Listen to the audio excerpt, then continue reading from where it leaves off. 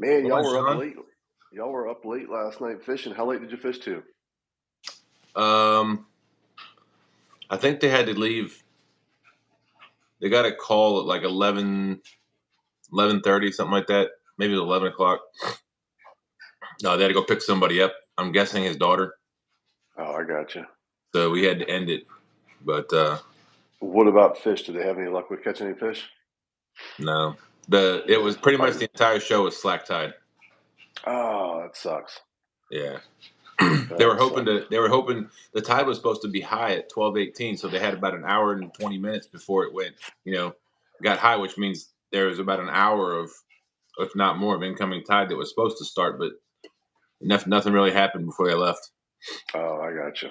I got you. Sometimes it seems like they're harder to get those blues to bite in the wintertime during the nighttime hours. I agree. So I guess they're slowing down a little bit. Yeah. I think it's supposed to be like 60 degrees today, though. Hey, J&J, hunting stuff with J&J's in here saying hello, good morning. What's up, J and J? Good What's morning, happening? good morning. Thanks for coming in. Look at that, we got one viewer and one thumbs up. That's awesome. They match. All right, 1-1. We know who did that thumbs up. We appreciate it, J and J. It's the early morning chat with Snag and Whiskers. And more importantly, or most importantly, do you have your coffee going? Not in the doggy cup, though. No, I'm gonna leave that for stand 3. He wanted you to bring that to him on the river last night. Oh, well, I told him. Well, I told him he can come by my house. His dad knows where I live. There you go. J and J, where do you fish at? Are you a local Virginia fisherman, or are you out of state? He said, "Just got my coffee." Hey, give me just a minute. I'm gonna go grab mine. Yeah, go for it. I We got got my three. AirPods in. I can talk. All right, we got 3 people in here. Dale 3 Hayslip's in people. the house. Good morning, Dale. Upstate New York, he says. Oh, nice. What do you fish for up there? Can you hear me in the kitchen, Dustin? Yeah, we hear you rattling around. Yeah, looking for a spoon to put this cream in.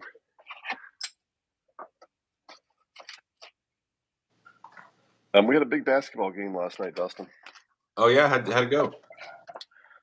Snacks played down in the city last night. Oh, He should be getting up any minute now. He's got practice this morning. It was 63-64. They were down by 1 point with 3 seconds left. We had the ball inbound pass. They flipped it around a couple times. Ryan ended up with the ball and made the winning shot to win by 1 point. nice. That's always awesome. Yeah, I should post a short on it. Absolutely. It was pretty exciting. Big Slim's in the house saying good morning, guys. Big Slim, what's up? Big Slim 91. I don't have a puppy dog coffee cup, but I got the Rome, my Italy. wife's got in Rome, Italy. Actually, this is a picture from Italy right here. I actually took this one. Oh wow. Southern Italy down there in Naples. You are a world traveler, Sean. World traveler. My wife wanted those excuse me, blown up for her birthday one year. So I blew those up. Nice. A little town called Vico Equense. 351 Cleveland's in the house. What's up, Cleveland? We got 5 awesome people in here. Brian K. What's up, Sean? K. What's up? Brian's from over on the Disney Channel. What's happening, Brian? Welcome. Thanks for coming over and watching us this morning. We got 6 people in here now. 2 thumbs up. Don't forget to hit that thumbs up. What that thumbs up does is it kind of injects YouTube's algorithm to share out this live to other people. So the more thumbs up we get, the more people we may reach to come in and watch us. So yes, indeed. Brian, you're up early this morning. Are you working this morning? I'm up early too, Sean. You're working, Dustin. I am working this morning, yeah. You're in the Snag and Whiskers coughing this morning. Wow. The Snag and Whiskers headquarters. That's right. And just a heads up to everybody, I am on call this weekend. So nice. like I was telling Stan last night, if I get a call, I don't know how that's going to affect the live because I'm on my phone. Oh, I got you. So hopefully it's not going to be that big of a deal. I can just use my wife's phone to call it in, but we shall see. And with the downside with this YouTube live, NJ Fishing Maniac, good morning. What's happening? Is the only thing I can do is turn my camera around and mute my mic. I cannot mute the camera. So, which that's not that big of a deal. So Sweet. anyway, well, the plan was to go fishing this morning, but the weather said otherwise. And it's not actually all that bad right now. But the wind is supposed to pick up to about 15 miles an hour out where we want to go. Or so. Yeah. It looks like it's supposed to clear up around 1 o'clock here. I don't know what it is further down. I'm further west than Dustin. I live on the western part of the James. But yeah, I'm hoping maybe I've got maybe a 2-hour window. I'll see if I can get snacks on board, and maybe we can go over to the little lake down the street and see if we can't catch some channel cats. We'll pop on this live if we can. There you go. Yeah, I've got today's my mother-in-law's birthday, so I got to run to the store, and we're having steak and potatoes for a late lunch, early dinner. So I got to run to the store and get all that stuff. Oh, nice. Mike Costello Outdoors. Good morning. Good morning. We got 9 awesome people in here already. 8 thumbs up. We'll be good. Grab my tackle box, Dustin. I'll be right back. All right. I'll give everybody an update on where we're at thus far. As most of you know, we have reached our 1K subscriber threshold. But for the monetization part, you have to have 4,000 watch hours. Well, we are wholly short of that at this point. As of last night, they had not updated the watch hours under that tab, and we were sitting at 1509, I think. Well, since that point, we've done Jody's live. Jody's let us go live on her channel. I know a lot of our friends in the community have been watching us, putting us up on their TVs during the day, during the night, letting us run. And we really, really, really appreciate everyone pitching in to help us out. Like I said, that's what this community is about. But YouTube does not update the watch hours I don't even know if they have a schedule. I just think they do it when they feel like doing it. They might have a schedule, but I can't tell what it is. But anyway, they do it when they do it. I went to our studio this morning and I saw that we jumped from 1509 to 17 something. 1721, I think is what 1721. Peeked at it. But that's just Thursday night. Yeah, they didn't get last night's. They didn't get everybody who left us running Thursday. Emily, good morning. What's up, Emily? They didn't get all the people who left us running Thursday night and all day Friday. And then Friday night so last night was Stan. So all that hasn't been counted either. We have 11 awesome people in here with us. And Miss Ashley Brady, good morning. What's up, Ashley? So as of right now, we're at 1721, and they updated December 1st, which was Thursday. So we're on our way. We should be close to 2,000. We should be getting there. We should be getting there. And that's all. That's like 500 watch hours in what, 3 days, 4 days, something like that. Something like that. And then we've Miss Jody has also already said before we cut out the live on Thursday night that to plan on being there on our channel again next Thursday. So, oh, sweet. We got invited back. We did. We got invited to host on our channel again. Yes. So, I'm getting used to this YouTube live. This is I can read the chat pretty decent on here. You just kind of touch the screen and it all comes back. Yeah, and if you have a second device, if you use like your computer or whatever sitting in front of you, it looks just like it does if you were watching it on the TV or whatever. Yeah. New Jersey Fishing Maniac says, watch hours are the hardest part. I'll let one of your videos run on my TV when I get home, Dustin. Awesome. Appreciate that. I know a lot of y'all see me a lot on Stand Day, see me a lot on Jody's tournament. But I always like to point out, because without Sean, we are not Team Snagging Whiskers. Snagging Whiskers. Without Sean Ryan. I'm just the snagging part. So just wanted to, remind everybody that it's Sean and myself out here doing all the work, putting all the work in for this channel. So we got the JV squad too, though. We do. Ryan and Landon. Snacks. Ryan and Landon. We got to come up with a nickname for Landon. He's the captain, right? He's the captain. The captain Landon. That's true. That's true. Then, of course, on stand day, he was dubbed vice mayor. The vice mayor. That's awesome. So that is awesome. Well, hey, this is that stuff I bought down at the bait shop. Of course, I got to put my glasses back on. Kenny always gives me a hard time in the office. He goes, "Put your glasses on. I got to show you something." This is it's 185 yards of. That's the 30-pound. I don't want that.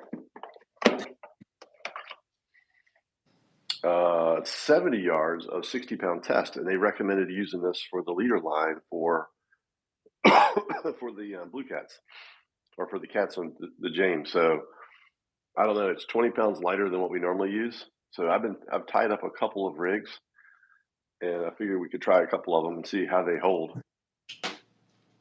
What are your thoughts on the 60-pound, Dustin? No, I'm good with that. I think when we're dealing with the cats on the James, it's important to have, I think, at least 40, 50, 60-pound leader, but the main line is what's doing all the work. Your leader line is you have a possibility of getting, hitting some rocks or some twigs or something like that. So with the thicker diameter of the leader line, it can take a little bit more abrasion.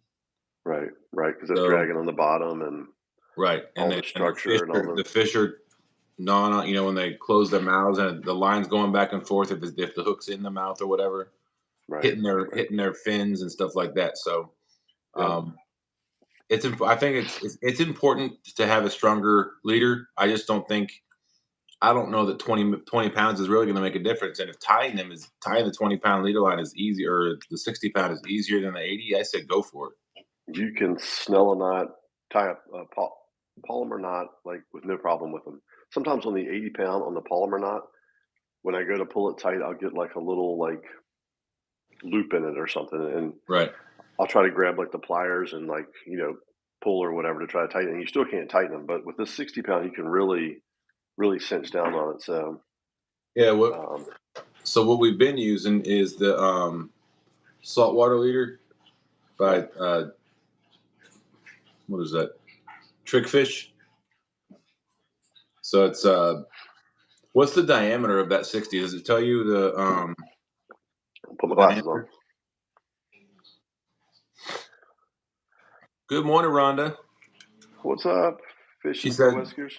She said, liked and shared on my community page. Thank you so much. We got 9 awesome people in here. 10 thumbs up. Thank you all so much for coming in this morning. I know it's early. We know it's early. It's early. Dustin and I are morning people, though. We're good with it. Oh, she brought the salmon muffin she made last night. Awesome. Oh yeah. Oh, we got the coffee. Rhonda's got the food. No, it doesn't give me a diameter. So. All right. Well, this diameter is 0.9 millimeters or 0.035 inch thick. So I've got like 3 of these, and it's 50 yards, so 80-pound test. That's what we've been using. I mean, it's the one reason I like this is because that's what this is designed as. It's leader line. Right. And it comes in a smaller roll, and it's pinched right here in the middle. It's got an opening right here, so you can just pull it. Bless you. It's coming. Shoot. I'm allergic to the leader line. So it's easy to pull out, and it doesn't get all over the place. I don't have to put any tape or anything on it. So right. Hey, can you mute me for like 90 seconds? You're gonna have to do it. I can't do that. Oh, how do I do it? Hit the 3 dots and then mute microphone. Oh, I got it. All right, give me just a second. I gotta go wake up Snacks. His alarm didn't go off for some reason. Uh-oh. Give me 60 seconds. Take your time.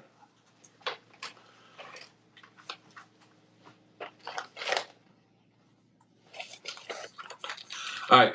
So while he's doing that, one of the other things I wanted to do today, take the opportunity to clean out my my tackle box right there, and I'm also going to add a couple stickers I haven't had the opportunity to do yet.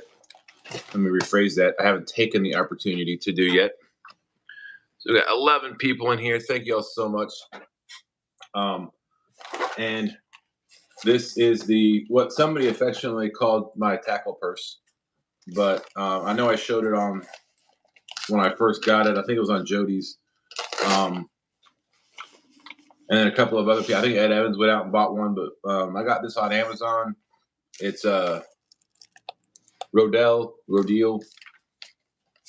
and Amazon. I got it on Amazon, and I think Walmart sells them too. Somebody was saying, but yeah. So I've got my Brad Cottle title weights, the rock bottom weights in here: 4 ounce, 2 ounce, 3 ounce, and then I've got that's my suspended rig. I'm gonna make a couple of those today. I've got my Santee Cooper rigs. I've got my dog wanting in my attention here. You want to say hello, Paisley? Oh, okay. Hold on. Let me take the thing off here. All right, Paisley wants to say hello to everybody. Okay, that's a look I wasn't expecting. What's up, Paisley? What's happening? Sit. Want a cookie? Sit. Want a cinnamon roll? Rhonda's got some cinnamon rolls. Sit. Oh, she's not going to listen now. She's usually pretty good about that. Rhonda said, Sean, please don't hate me, but my OCD is driving me nuts. Can we straighten the picture on the wall, please? How's that, Rhonda? Is that better? Much better. It's off a little. Oh, nope. Looks like it's push up on that corner. I don't know if it's that or if it's this. I think it's the way the camera is. I'll slide over. I think that's squared up. It's just the way the camera angle. Look at that. Chad's in the house saying, been watching last night's live all morning. Sorry I missed it. Oh, you're good. What's up, Chad? We appreciate you coming in and watching anything that you watch. It's greatly appreciated. Mm-hmm. Like I said, just to update the folks that she said much better. Much better. Update the folks. We are, as of Thursday night, that it updated December 1st, we are at 1721. So that's not counting last night. Sorry, my cinnamon buns are ready. It's not last night, and it's not counting all day Thursday night into Friday morning. So Chad said had a bad headache after work. Ended up sleeping 12 hours on the couch last night. Oh goodness! Oh wow, that's terrible. Dallas Lieber, good morning. What's up, Dallas? We got 16 awesome people in here. Man, we got a lot of people in here for 7 o'clock in the morning. My goodness. I thought it would just be you and I. But what we're going to do this morning is we're going to tie some rigs so we can get some stuff prepped for next time we go out. And then I'm also going to take the opportunity to clean up my tackle box. I know my tackle box is getting pretty cluttery. I need a new tackle box. I think I talked about that the other day. Mine is starting to get pretty crazy. Oh boy, the dogs are here. It's breakfast time. Yeah, I've got like an old, I guess it's designed for bass fishing tackle box. And it's really hard to keep all of my stuff in there. I'll show it off in just a second. It's not much to look at. Another thing I'm going to do while I'm here, I haven't taken the opportunity to do yet since my tackle box is always out in my truck, always ready to go fishing. Uh-huh. Is I'm gonna put my Pontoon Jody sticker on my tackle box. Nice. And for those of you that didn't hear, Let's get Scott up here with us. Scott, you know what I do at 7:20? Right here. And for those of you who don't know, we have stickers have been purchased and are in the mail to me as we speak for Tame Snag and Whiskers stickers. Apparently, Bobcat was printing them out while he was up live on J Dog's channel yesterday. That's what I heard. So everybody was talking about it last night. Yeah, everybody was mentioning they saw him printing our stickers out. Yeah. All right, so I'm gonna go ahead and put this Pontoon Jody sticker on here. Here's my tackle box. It's very not organized, but I keep all of my stuff down there. I got some rigs tied up in the top. I got my no-roll sinkers, and I've got some some other weights that I use like in the ocean and stuff. And just some odds and ends, my leader lines and main line and dragon weights, that sort of stuff. I do have a couple of, I do some striper fishing, so I have a couple of striper rigs and stuff in here too, but I need a better setup. It's, it's not huge. All right, so I'm going to let chat decide. Do we want to put Jody's sticker? Let me get the phone out of the case here. I'm going to put Jody's sticker right here on the front. Or do we want to put it up top on one of these open slots I have on the top? Now, on the top, it's a little bit bigger than most of them, so it'll still fit. But we'll let chat decide where we want to put that one. I think you got to put it where they can see it. Well, it depends on how you're looking. So, like I said, you can put it right down in front between No Real Loss and Palmetto Cats and Weekend Angler right here on the front above the Whisker Seeker. What's up, John? Good morning. Surf Bum, good morning. Early bird gets the fish. Well, it's raining. We can't get the fish. Hang on, let these dogs out. All right. That says on the top. Ooh, it's raining out here now. Oh boy. We got 13 awesome people in here and 15 thumbs up. Appreciate that. Sweet. All right, we got one vote for the top so far. Anybody else have any votes on? Let's use Stan's favorite feature of this YouTube feature. Flipping the camera around. Oh, nice. So again, I can put it right here on the front, or I can put it in one of the open slots on top. What do y'all think? It might look better on the top, Dustin. NBC 12 says tracking with scattered showers and end a chilly Sunday or end in a chilly Sunday. And just remember, if you're going towards man, I can't stop coughing. If you go towards Ancaros this morning, the Richmond Marathon is going on, so traffic is a disaster. Is Faith running that one? Is she working that one? No, she's working it. So she left about 4:00 this morning to go deal with that. So yeah, don't go towards the city if you're trying to fish downtown. I'm not getting any more suggestions. Front or top? Front or top? I got one vote for top thus far. Well, my vote's for the top. I got 2 votes for tops thus far. I got Snacks over here making his breakfast in the toaster. Maybe he'll vote in a second. Morning, Snacks. Oh, yeah, that's right. He can't hear me. Dustin says hi. Good morning. Yeah. We gave him a recap on your basket last night. All right. That's 3 for top. So let's go ahead and put it on the top. 3 for the top.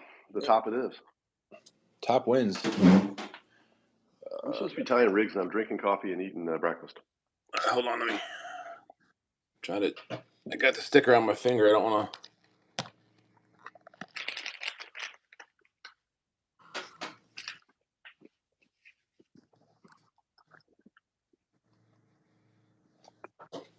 Surf bum.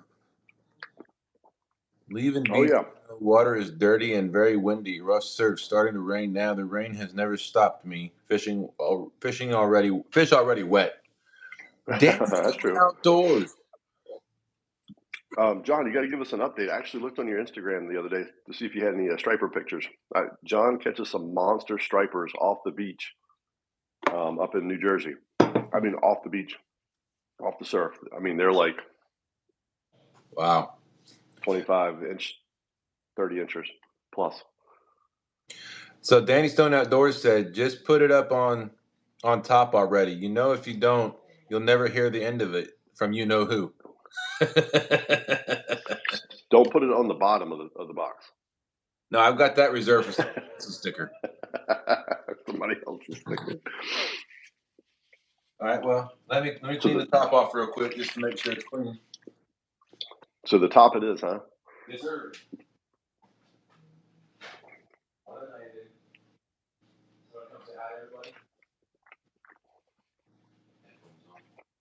What's up, hooks and hammocks? Good morning.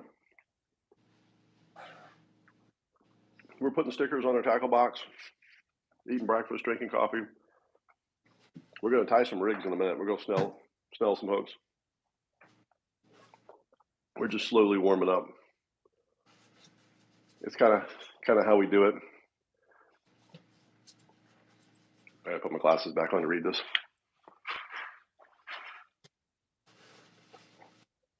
I know I'm supposed to be cleaning this with alcohol wipes, but I don't have any, so this will have to do. That'll work. I'll tell you, the stickers that I put on the boat, on the aluminum boat, I haven't had the first one come off. They've stuck well. I mean, they've only been on there like a year or so,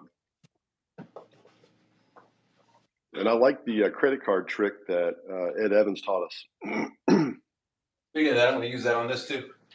Yeah, you can show them the Ed Evans credit card trick. I think he was trying to swipe our credit card. That's why I'm going to use my license instead of my credit card so nobody can see any numbers. I don't care if you see my license. There you go. That's definitely you. That's when I had my goatee down to probably I was growing out my goatee. It was probably down to about here, like 2 inches long. Yeah. Hey, in one of the comments on one of our videos, somebody called me the guy from Breaking Bad. Is it Heisenberg? Heisenberg, yeah. I'm like, oh, we break bad on some fish. It's like, I didn't know Heisenberg was a fisherman. He is now. I didn't know if to take that as a compliment or not. But you know me, I laugh.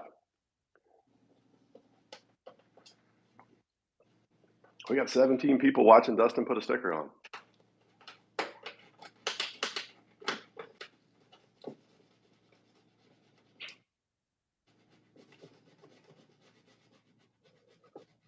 Robin C., good morning. Robin, welcome in. What did she say? Good morning, Dustin. Is that your mugshot? Just kidding. Everybody says that. It's funny. All right, so show them the Ed Evans. There we go. There you go. That seemed to work on the boat. That holds them on. The only concerning thing I have is because I have this little lip right here. Mm-hmm. The sticker actually sticks up right here in the corner. So what I might do is cut it right on the edge and then stick it flat. Oh, I got you. But that because I don't want Jody to come off my tackle box. No, leave her on the tackle box.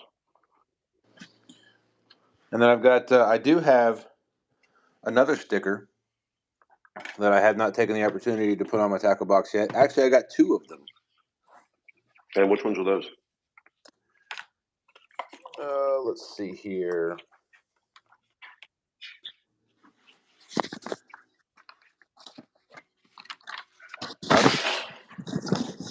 Oh, Snacks is in the kitchen. You know he's eating. Spoons are flying. I got the Bagels are popping in the toaster. Keith Doc Reed. Doc Reed. Okay, awesome. So I might put that right here on the side. Next to the Schuylkill River Rats. Yeah, I got Weekend Angler and Schuylkill River Rats right there. Sweet. So let me get my let me put the phone back up. Sorry y'all seeing my messy desk. No, it looks good. All right, and then I'll turn this around. There's Riley. Come on, Riley. You want to say hi? Here, sit. Have y'all met Riley before? No, you got to sit. I have. You have met Riley. Come here, Riley. Say hi. Well, hi, Riley. I keep forgetting she can't hear me. Come here, Riley. You can't hear me. Sit. There Oh, she you're is. doing it. Here she is. All right, let's see. I'm gonna clean the Straighten side this out off so here. Rhonda doesn't get mad at my picture. There we go.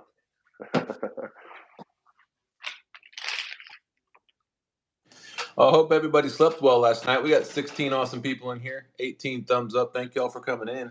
Robin C. Okay. All right. So one of the things that Robin requested is showing how, excuse me, I tie the No, now I pass it on to you. Well, ever since not to change topic. I see Surf Bump said I was ninja watching the other night when Jody was fishing, and she's a dedicated angler. Uh-huh. We were night fishing with Bunker, tons of spiny dogfish. Oh yeah, we've Ryan and I've caught a bunch of dogfish up there. And Rhonda said, "Sleep. What's that?" She must not be a good sleeper.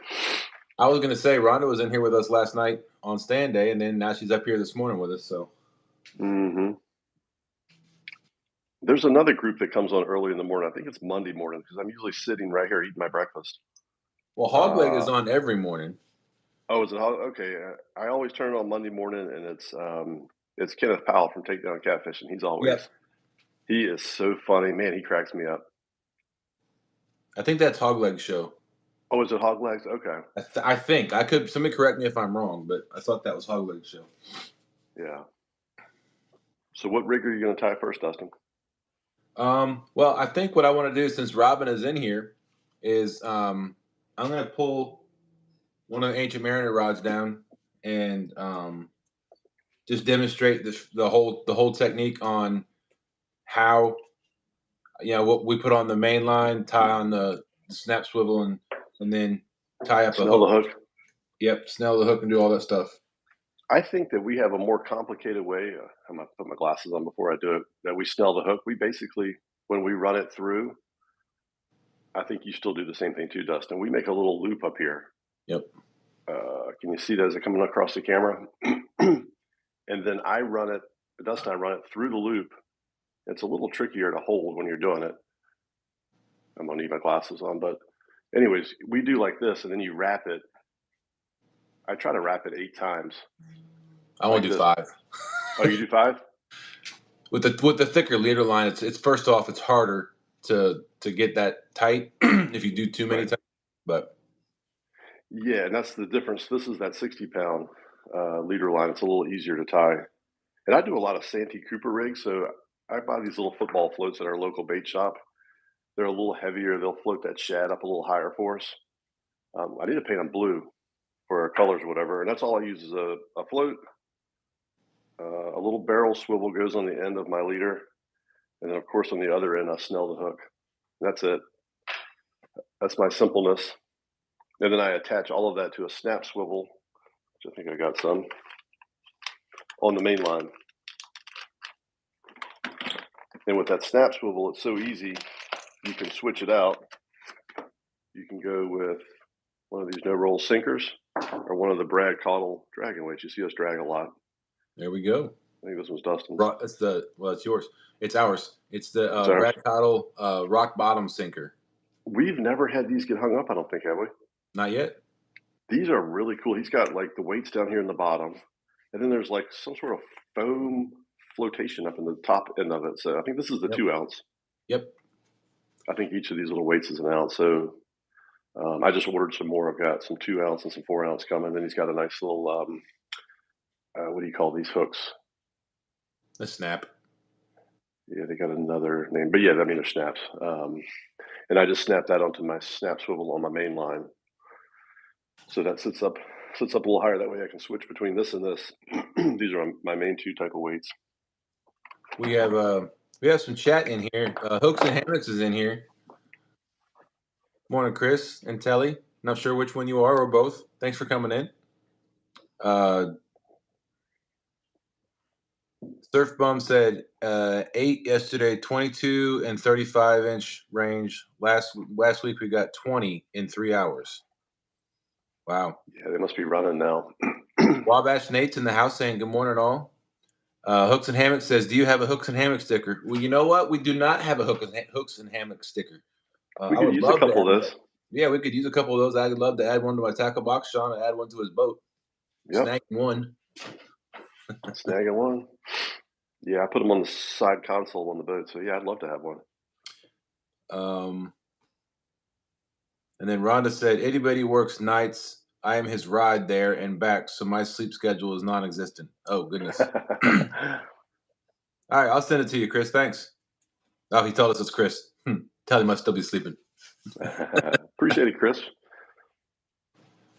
We'll send you a sticker back. We've got some on the way. Oh, so KP does Monday and Tuesday, and Hogleg does Wednesday and Thursday. That's what I thought, because he's always on Monday morning. I usually flick it on when I first get up in the morning and chat with him for a second. Where did you see that in the chat, Hooks and Hammock said it right after Rhonda's comment.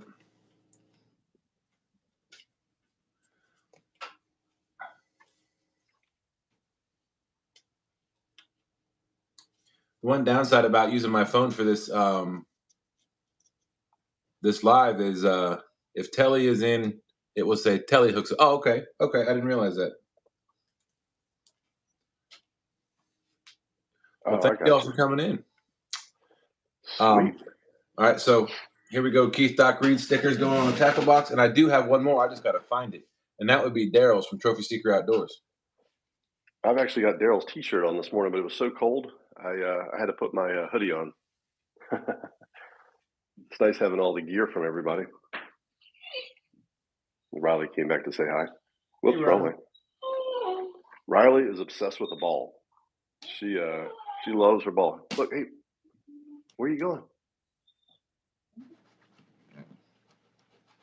We haven't brought the dogs with us on the boat.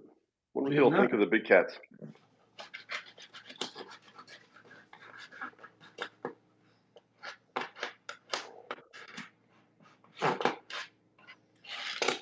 Rhonda says, okay, so I have to be the one to ask, how many guests does YouTube go live together allow? I think it's just one guest.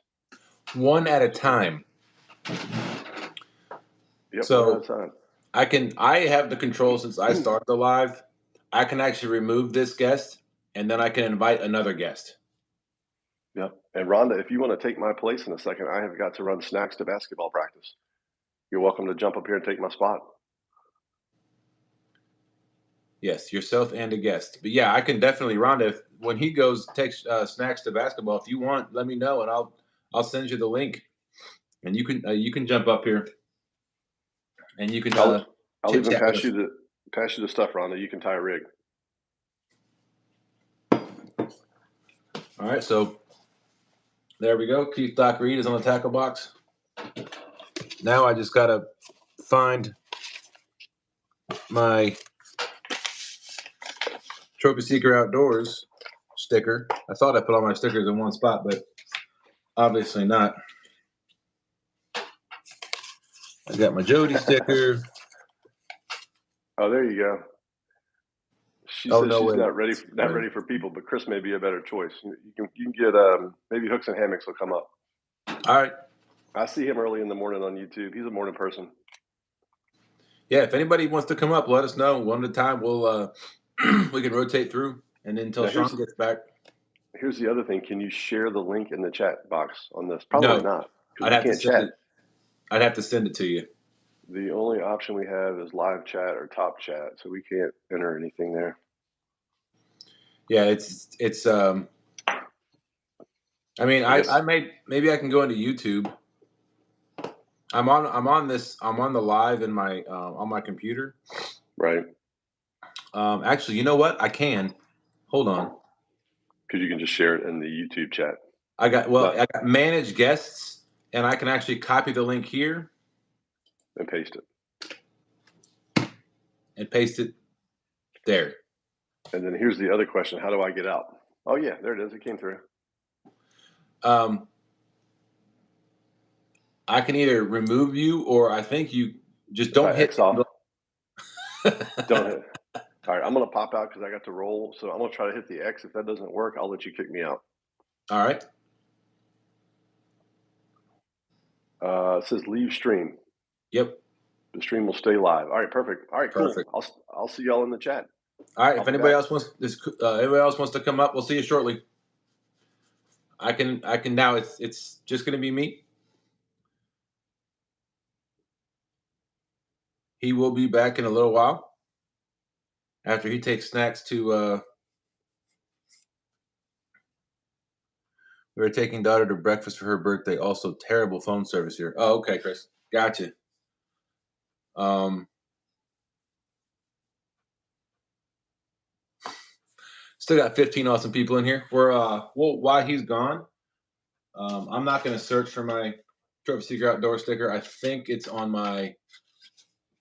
um my bar in the dining room, but that's okay. That's absolutely happy birthday. Happy birthday. Her name's Megan. All right. Hope she has a wonderful birthday.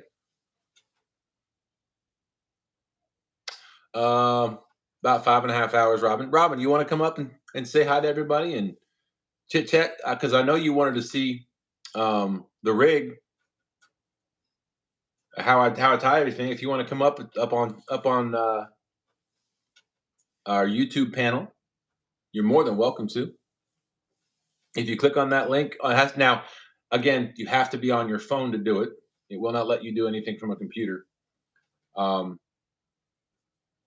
if you click on that and you want to come in, it'll show me that you got a guest is trying to get in, and I can. Now, one thing we haven't tried. Oh, my service is not the best. Bad weather. I got you.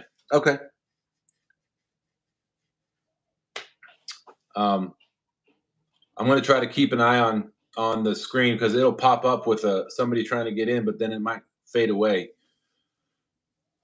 If anybody wants to come up at all, just let me know in chat. It should work with tablets, but so I mean, I don't know. We haven't tried it with a tablet. It just said a phone, but a tablet's essentially just a big phone. Off to breakfast. All right, Chris, y'all take it easy. Not sure how long we're going to be in here. I know Rogers. So you think you can fish tournament starts at 9 o'clock Eastern time. So we may pop out at that point, depending on what y'all want to do. If we start seeing everybody popping out and leaving and going watching that, or then we'll close this down. If not, if y'all enjoying what you're doing, then or enjoying what you're watching, then we'll just keep on rolling.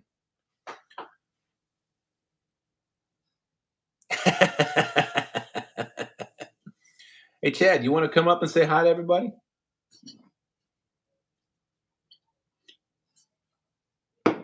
Are you a morning person, Chad?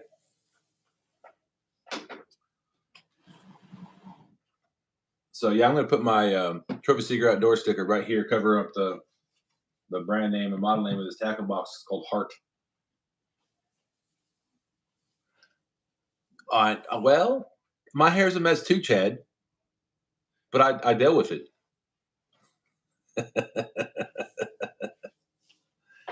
Oh man, let me go ahead and cut this. I just don't want this Jody sticker to come off.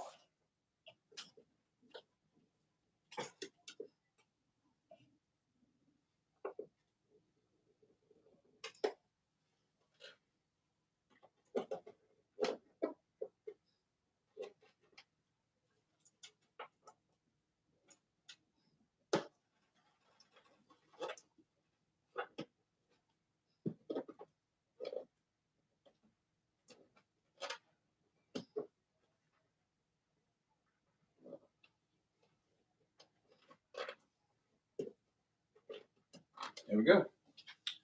Jody is securely fastened.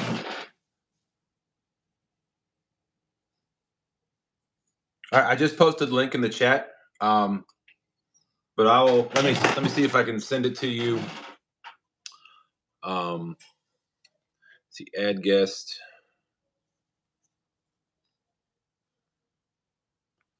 Facebook Messenger.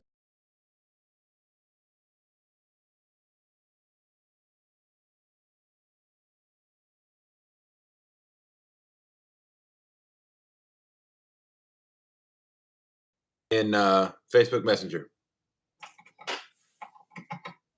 Does it actually go to a troubleshooting page on your phone, or I know that's what it says, and that might be I know that's what it says on my end when I send it to Sean, but I don't know. Like again, like I said, this is still new to us. We're still trying to figure it all out. But Chad, if that link I sent you in Facebook Messenger doesn't work, let me know. But it's the same way I send it to Sean, so hopefully it works. So anyway, yeah. So this is for those of you that know me, and seen me around. This is the idea that I got from Palmetto Cats, which was he has a DeWalt tackle box, I believe, but this is actually a tackle box. Trying to copy and paste it to send it out to people if they wanted to join. Oh, okay. Yeah, it's like I said, it says that on the let's see, it says that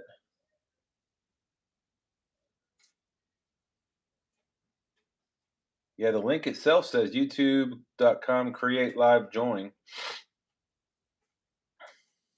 Huh. Well, I guess the only thing we can do is try it out and see what happens.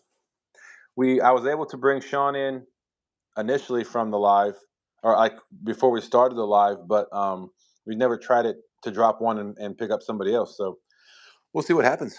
But anyway, I got this idea from Kevin from Palmetto Cats early on, when I first started doing this, probably about 2 years ago. And my mom and my sister got this tackle box for me for Christmas 2 years ago. And this is what I use now. It has, all of my, I probably can throw these pliers away. They're a little rusted. It's got all my gear and setup, and there's my snap swivels. I need to get some more of those. I'm running low. Miss Ashley Brady, how you doing? Thanks for coming in. Here's my barrel swivels. I've got my 3-ways in here I got from Triple City Anglers. I'll go over those in just a little bit. I got my beads. I got my Versa rattles. I got our Ed Evans weights, our disc weights. These are the 6 ounces. I've got 5 and 6 ounces on top mostly. I got a couple of 2, 3, and 4s in the bottom. Here, of course, is our 8-aught Gamakatsu octopus circle hooks. This is a value pack. This is some of our older dragging weights, not to include a rock bottom sinker. But trying to remember where I got these other dragon weights from, but I don't remember. Here's a couple rigs that I tied up. Indiana Chris, good morning. Oh, there's my spoon I use for the Stan gave me. I use for shad. Got 17 awesome people in here. Thank you all so much for coming in. Yeah, I need to clean some of this up. I've got a couple of rigs in here, and then I've got the snap swivels, and we'll go over how while Sean's gone, I'll pull down one of the Ancient Mariner rods and reels, and I'll show you how my setup is on mine. I think it's pretty similar to Sean's, but anyway, here. So that's the top part, and then you open up. Oh, that gets heavy with that stuff. Those weights in there, and then this is the inside of the tackle box. This is part I want to clean up.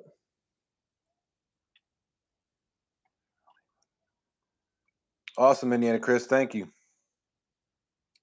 I've got that's a knife sharpener, or you can use it as a hook sharpener if you want.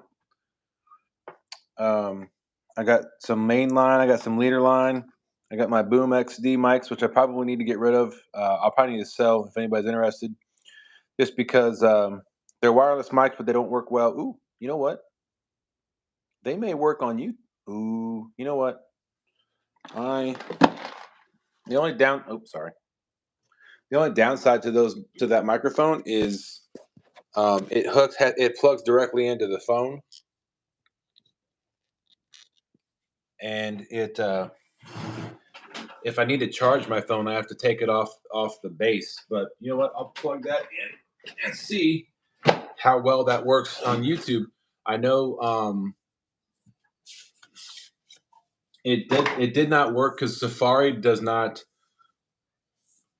on iPhone. Safari does not support external mics for StreamYard use. but I will give this a shot and see if I can figure out. Remember, there it is. How to open it. I got my license just laying around. Put it back in my wallet. Oh.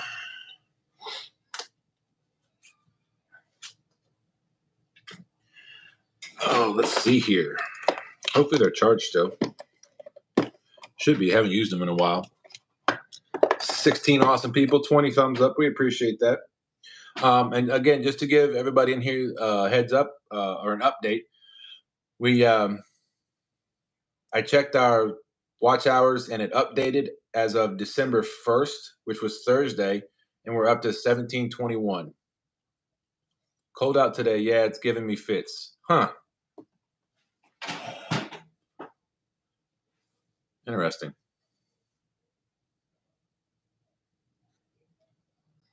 Let's see. Share.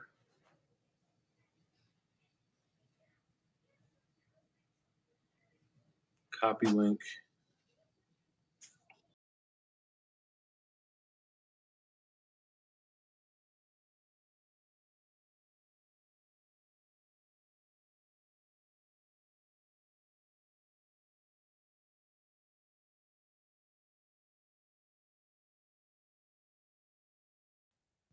I'm back.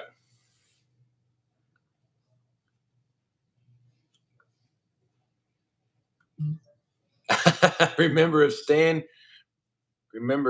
it did Stan a bit last night too.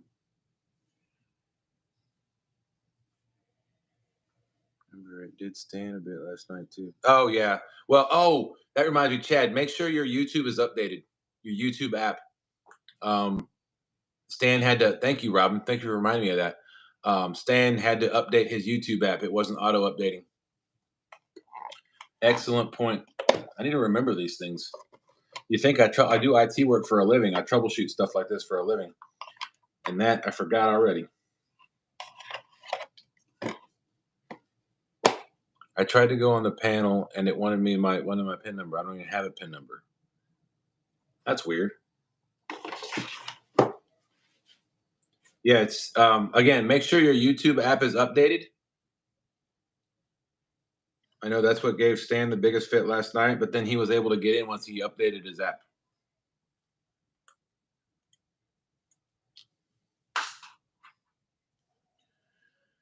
All right. Let's see. Well, my wireless microphone, apparently that one's dead. Let's see if my other one is alive and kicking. Not that I necessarily need it. I'm guessing everybody can hear me okay.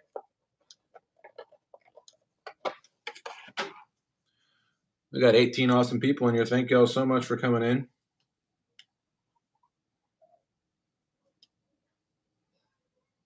There we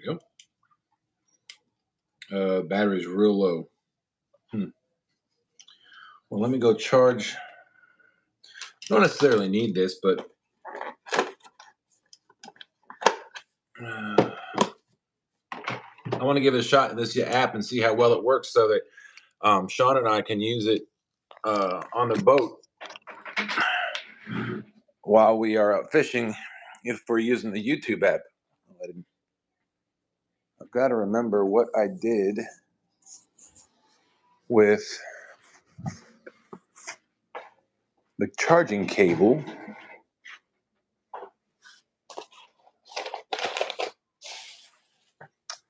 You know what? I'll worry about that later. I'll test that another time. So while I got everybody here, let's do what we said we were going to do.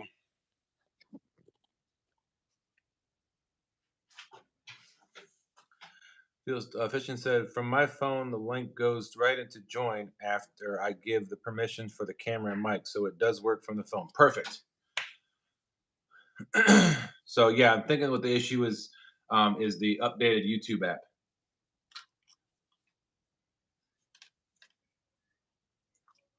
Thank you, Rhonda. Appreciate you doing that. Checking into that for me.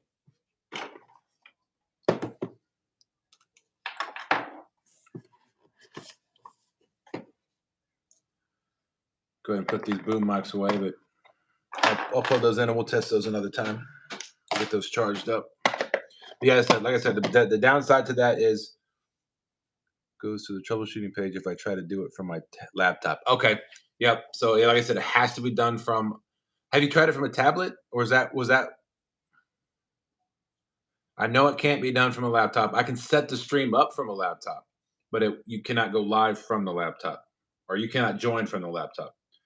No, the downside to this mic setup is you can't charge the phone at the same time you're using it because of the plug-in. Now, I believe, have a wireless charger.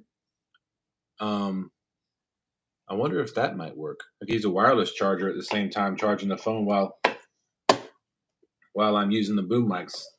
See, I love troubleshooting. We're brainstorming right now, folks. We appreciate you joining our brainstorming session this morning. Don't have an I got you. Tablet. My laptop is Chromebook. Not much different than a tablet. True.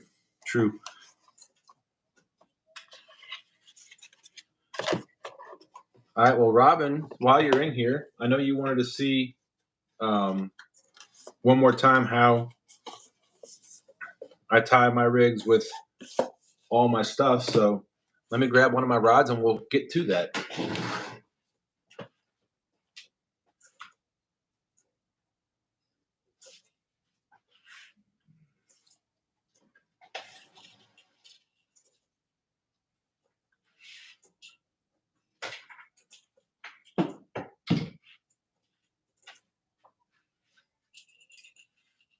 So if some of you don't know, most of you probably do, we are sponsored by Ancient Mariner. This is the Ancient Mariner 6000 series bait caster, right-handed. Power handle comes with a power handle from the factory or from the vendor. It's got the star wheel for the drag. This is the setup here for the spool when you cast it. It's got a clicker.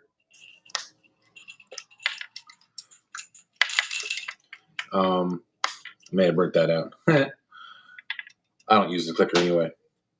And this is the 7-foot Ancient Mariner Leviathan rod,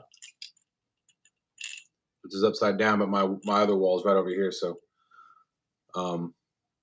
that's the Leviathan rod. This is a 7-footer. So as I was showing before, I need to redo this one anyway because I did not put my beads. Oh, look at this. I got somebody named Sean from Team Snag and Whiskers that wanted to come back into the live. I'm back. Welcome back. I'm back, and I'm in the driver's seat. Oh boy, I guess I'm relegated to the passenger seat. You're riding shotgun. Sweet. What did I miss? We have tested something, and see, those reels have Plastic. No, they do not have plastic gears. Everything in there is metal, is stainless steel. Now they do. You can replace some of the stuff in there with some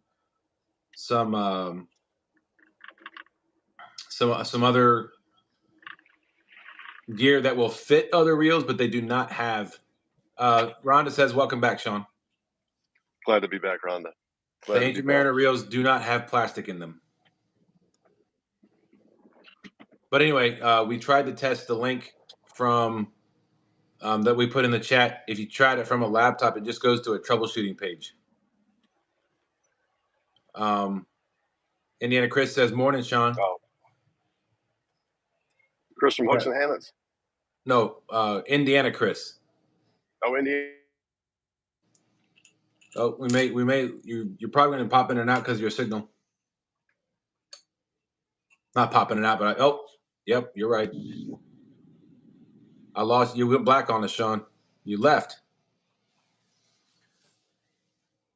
But no, the Ancient Mariner. From what Captain Spiro told me, the Ancient Mariner do not have plastic gears. Sharina, keeping it real. What's going on? Good morning. Thanks for coming in. So, what I was going to show everybody is, so this is my mainline, 30-pound monofilament whisker seeker. Oh, thank you. And this is the snap swivel. It is 100-pound rated, and they're actually rated for saltwater. That's why I got them. But I'm actually going to cut this off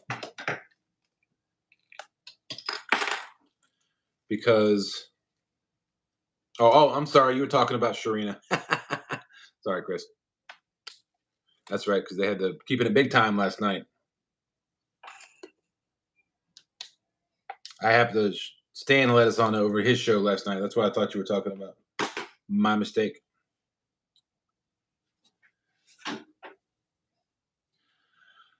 Oh, so what I do, let me get my stuff out here.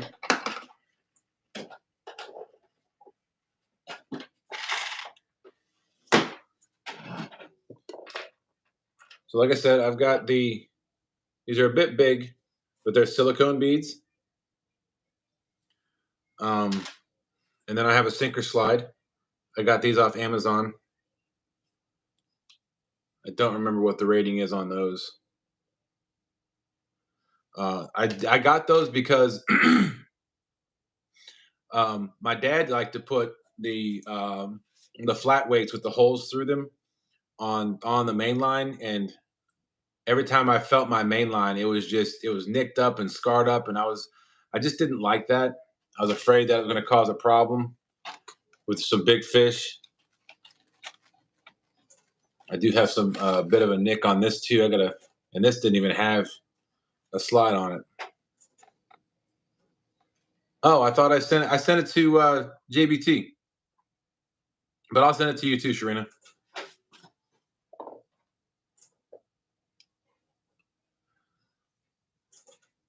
So anyway, so I'm going to let me slide this over a little bit and put that down here. So I was feeling my main line while I was doing this, and right there, I've got a nick. Yeah, you can probably see it right there. So I'm going to cut that off just above that. Let me. Uh-oh. I'm using a different phone holder for this, so it's a bit of an awkward.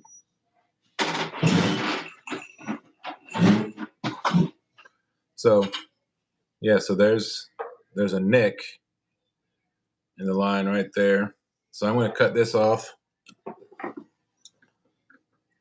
just above it. Oh, clicker's on.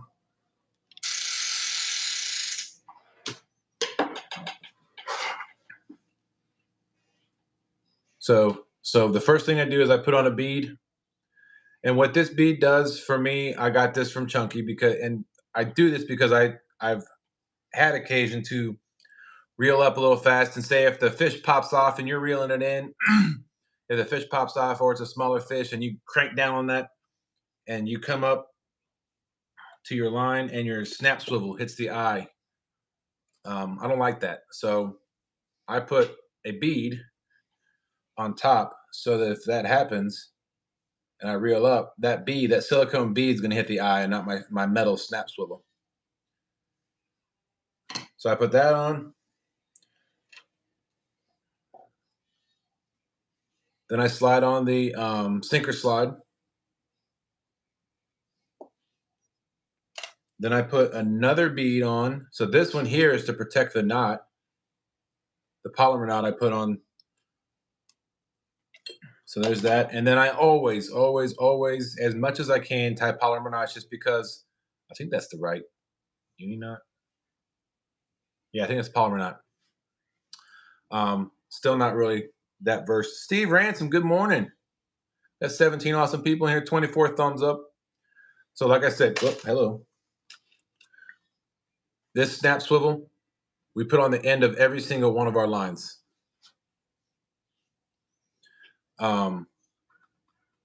Because as I explained before, with this snap swivel, it allows me to change out my leader lines in seconds. Lisa Elliott, good morning. Good morning. Good morning. Thanks for coming in.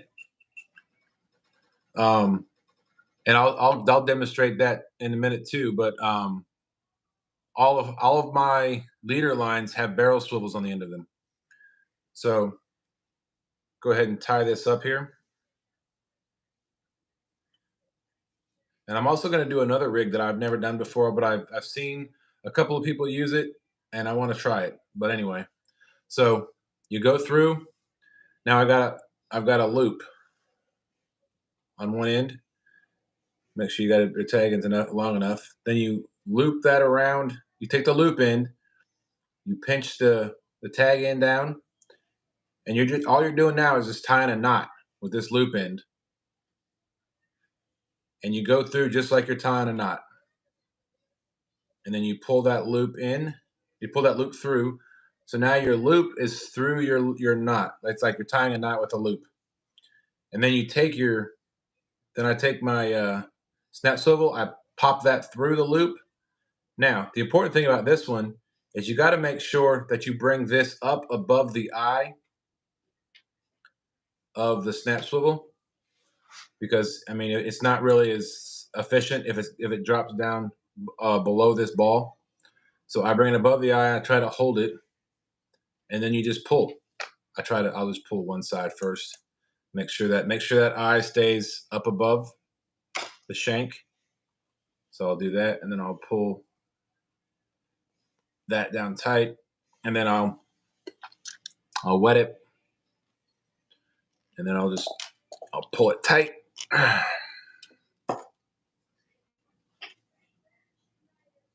And there you go.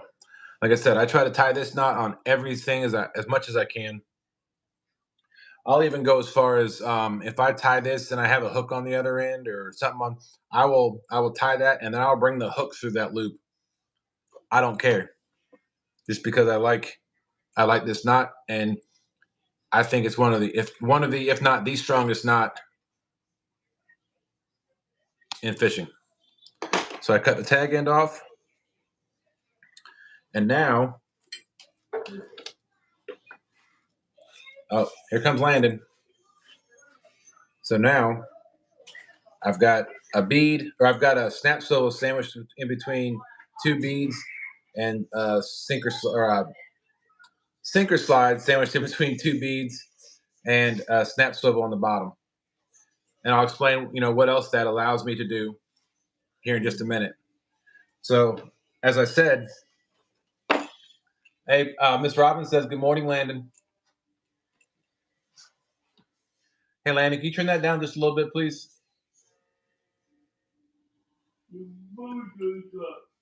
I know.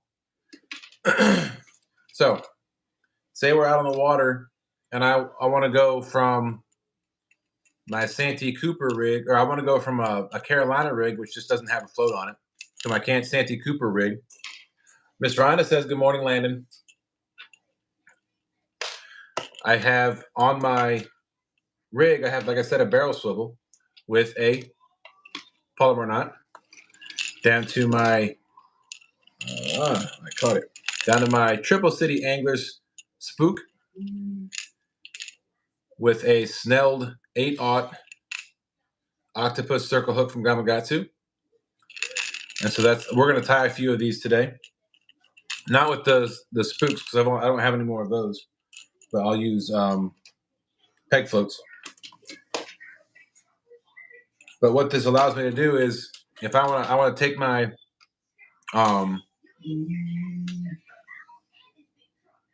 yes, Steve, I got them from Amazon, and I will I don't know if I can. I'll edit the description of this live, and I'll try to put some of this stuff down in the description after the show. I didn't think about that, but so I want to switch out my Carolina rig with a Santee Cooper rig. All I got to do is open up this, put the barrel swivel in it. Now I've got a Santee Cooper rig ready to go. Also, when I use a Santee Cooper rig, my weight, let me pull out a rock bottom drifter. I snap that back because the rock bottom drifters have their own big snaps on them. My weight will go on the snap swivel as well, so that the weight is static. So it sits on the bottom. Of course, everybody knows this floats. So that's my rig for a Santee Cooper. Now, I want to switch out my rig to a Carolina rig. Simply just pop open the snap swivel. I pop off the weight. I pop off the rig. I grab my Carolina rig out of my tackle pouch. I put it on there. I know this is still my Santee Cooper. I'm just demonstrating. And this is where I use the sinker slide. And I have everything in the way, apparently. So this is where I use the sinker slide for my Carolina rigs.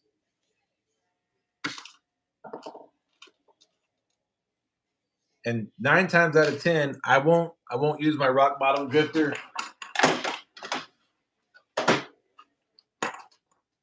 I'll grab my sinker slide and I'll put one of Ed Evans' 6-ounce disc weights. So this clip right here, it just pops off. I like how it's bent in. If you can see that. Put that on. Close that up, and now my sinker slide has a 6-ounce weight, and ignore the spook for my Carolina rig. So that's how I do my rigs. I've got a silicone bead right there at the top to protect the eye of my fishing pole, my rod. I've got a sinker slide. I got another silicone bead to protect my knot. And I'll be honest with you. Sorry, that scared the daylights out of me. Paisley. Paisley. Hey.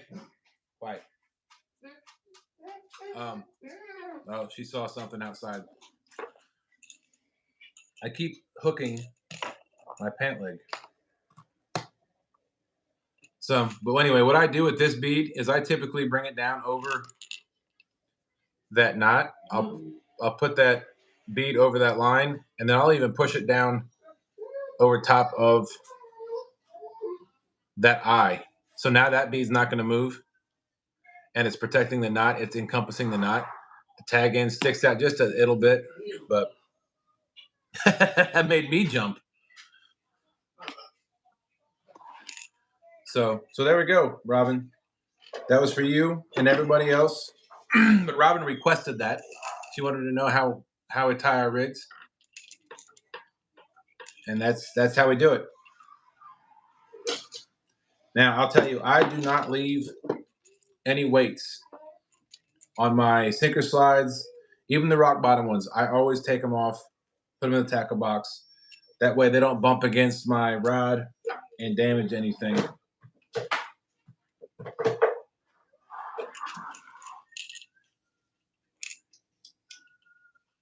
Put this right there.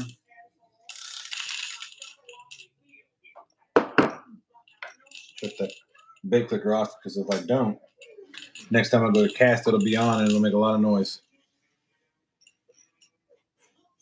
We got 20 awesome people in here. Thank you all so much for coming in. Sean either got into some traffic or a bad signal area, but he will be back.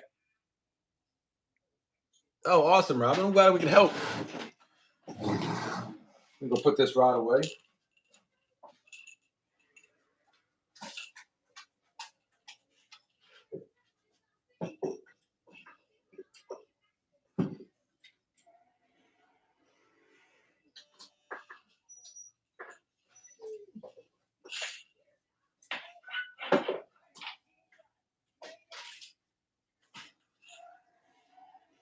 All right, there we go. Rod is away on my nice rod rack that my wife got me for Christmas. Use this feature. It's got two shelves. I took the wheels off of it so it's stable, but it's got rod holders on both sides. It's got hooks on the front of it so you can hang stuff. So we've hung Jed on there and a couple of hats. It's my crabbing gear right there. 22 awesome people. You guys are fantastic. You all are fantastic. We appreciate each and every one of you. I'm going to put this away. So let's go through my tackle purse, as some people affectionately call it. While I'm here, let's go ahead and cut this little tag off that I've left on there for I don't know how long. Hey, Chad, is Chad still in here? Did you ever get try updating your YouTube app?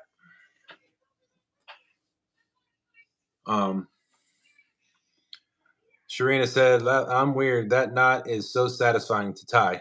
I agree. I agree 100%. And you're not weird. Sorry, I missed some chat. Let me go back through real quick while I've got some time. Let's see.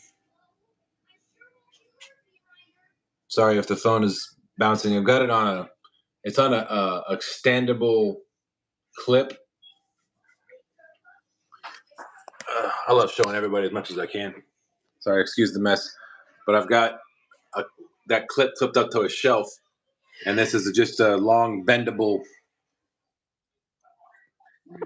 connection to a phone clip. So I just clip it in here. At IHOP waiting to order.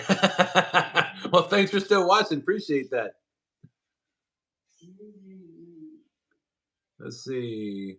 Where do you get those sinker slides? Thank you, Sharina, for that. Be back. Okay, Indiana Chris, be back in a bit. All right.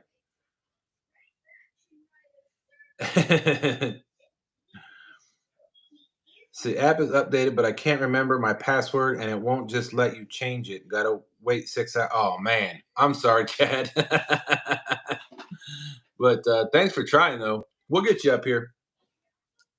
So anyway, ew, IHOP, LOL. Ours here is nasty.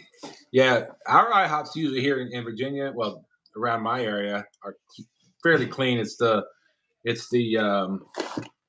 Waffle Houses that are small and a bit dingy.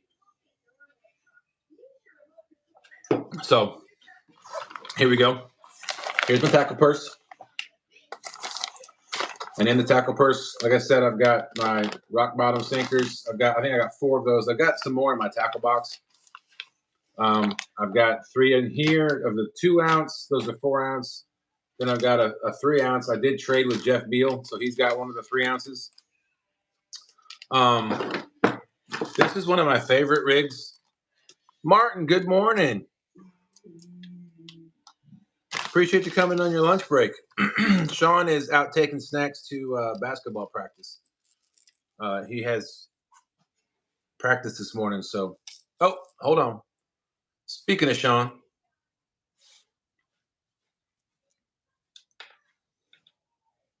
you back? Hey, Yes. that background looks familiar. I'm back in the studio. What did I miss? I showed Rhonda, or not Ron. I showed Robin the 22 people. Holy smokes! Yeah, you missed a few people. Who did I miss? Which friends did I miss? Martin's in here. Sharina from Keeping It Real's in here. Hooks and Hammocks there at IHOP waiting to order. So or waiting to order. So he popped back in. Oh, nice. Indiana Chris had to jump out. Steve Ransom's in here now. Steve, what's up? Steve's on Smith Mountain Lake. Yep. Is that what he said? I believe so, yeah. We were talking about it last night because when we were talking about fishing in the city in the springtime. Right. Oh, Indiana Chris is back. He said fishing is fixed. Yeah, when you said 4 to 6 hours or 4 to 6 fish per hour. Right. He said on Smith Mountain Lake we're lucky to get 4 to 6 fish per week. I saw that. But I was ready to go ahead. No, I was just gonna say the spring is the bomb on the James River. Up in the city. Yeah, up in the city on that shad run. Oh my goodness, it's fire. It's good stuff. Keep talking. I'll make another cup of coffee. So we like to, I don't say steal, but we borrow ideas from other people. That's what our community is about, right? Helping one another. So I got this idea from Chunky. This is my suspended rig, and I did this because I did notice the Sean is running some water in the background. That's the coffee water. I did notice that sometimes when a fish would bite, it would bite the sink or the peg float. Or a Sarah spook or a spook or Triple City Angler spook, whatever's on here, it would bite that. And if it does that, it's a possibility that you could miss the fish. It wouldn't hook up if the peg float was too close or the float was too close to the hook. So I saw Chunky rigs. They put a couple of beads and some silicone beads and the plastic beads and then the rattles to keep the spook away from the hook. So this is what I'm going to use for Dave Bozarth. What's going on? We've got 24 awesome people in here. Excuse me. This is what I'm going to use for live baits in the spring. For suspending, I use them in here in the winter too, but I don't have any live baits. But this will be my suspended rig. So I put this on a Triple City Angler three-way swivel, barrel swivel. So it's essentially just 2 barrel swivels attached, but it allows that free range of motion when so if they're not connected to one another. Sorry for the running water. You're fine. So this is my main line. This of course, like I said, this barrel swivel connects to the snap swivel that's on the main line. This is the top of the leader. This will then runs down to the 3-way swivel. Then this is going to be off to the side, floating. It's definitely heavy duty with the bait. And then down here will be I do happen to have it's buried under all my Ed Evans weights. But I have eggs, the big egg sinkers. I've got a 10-ounce egg sinker. That's the kayak catfish rig.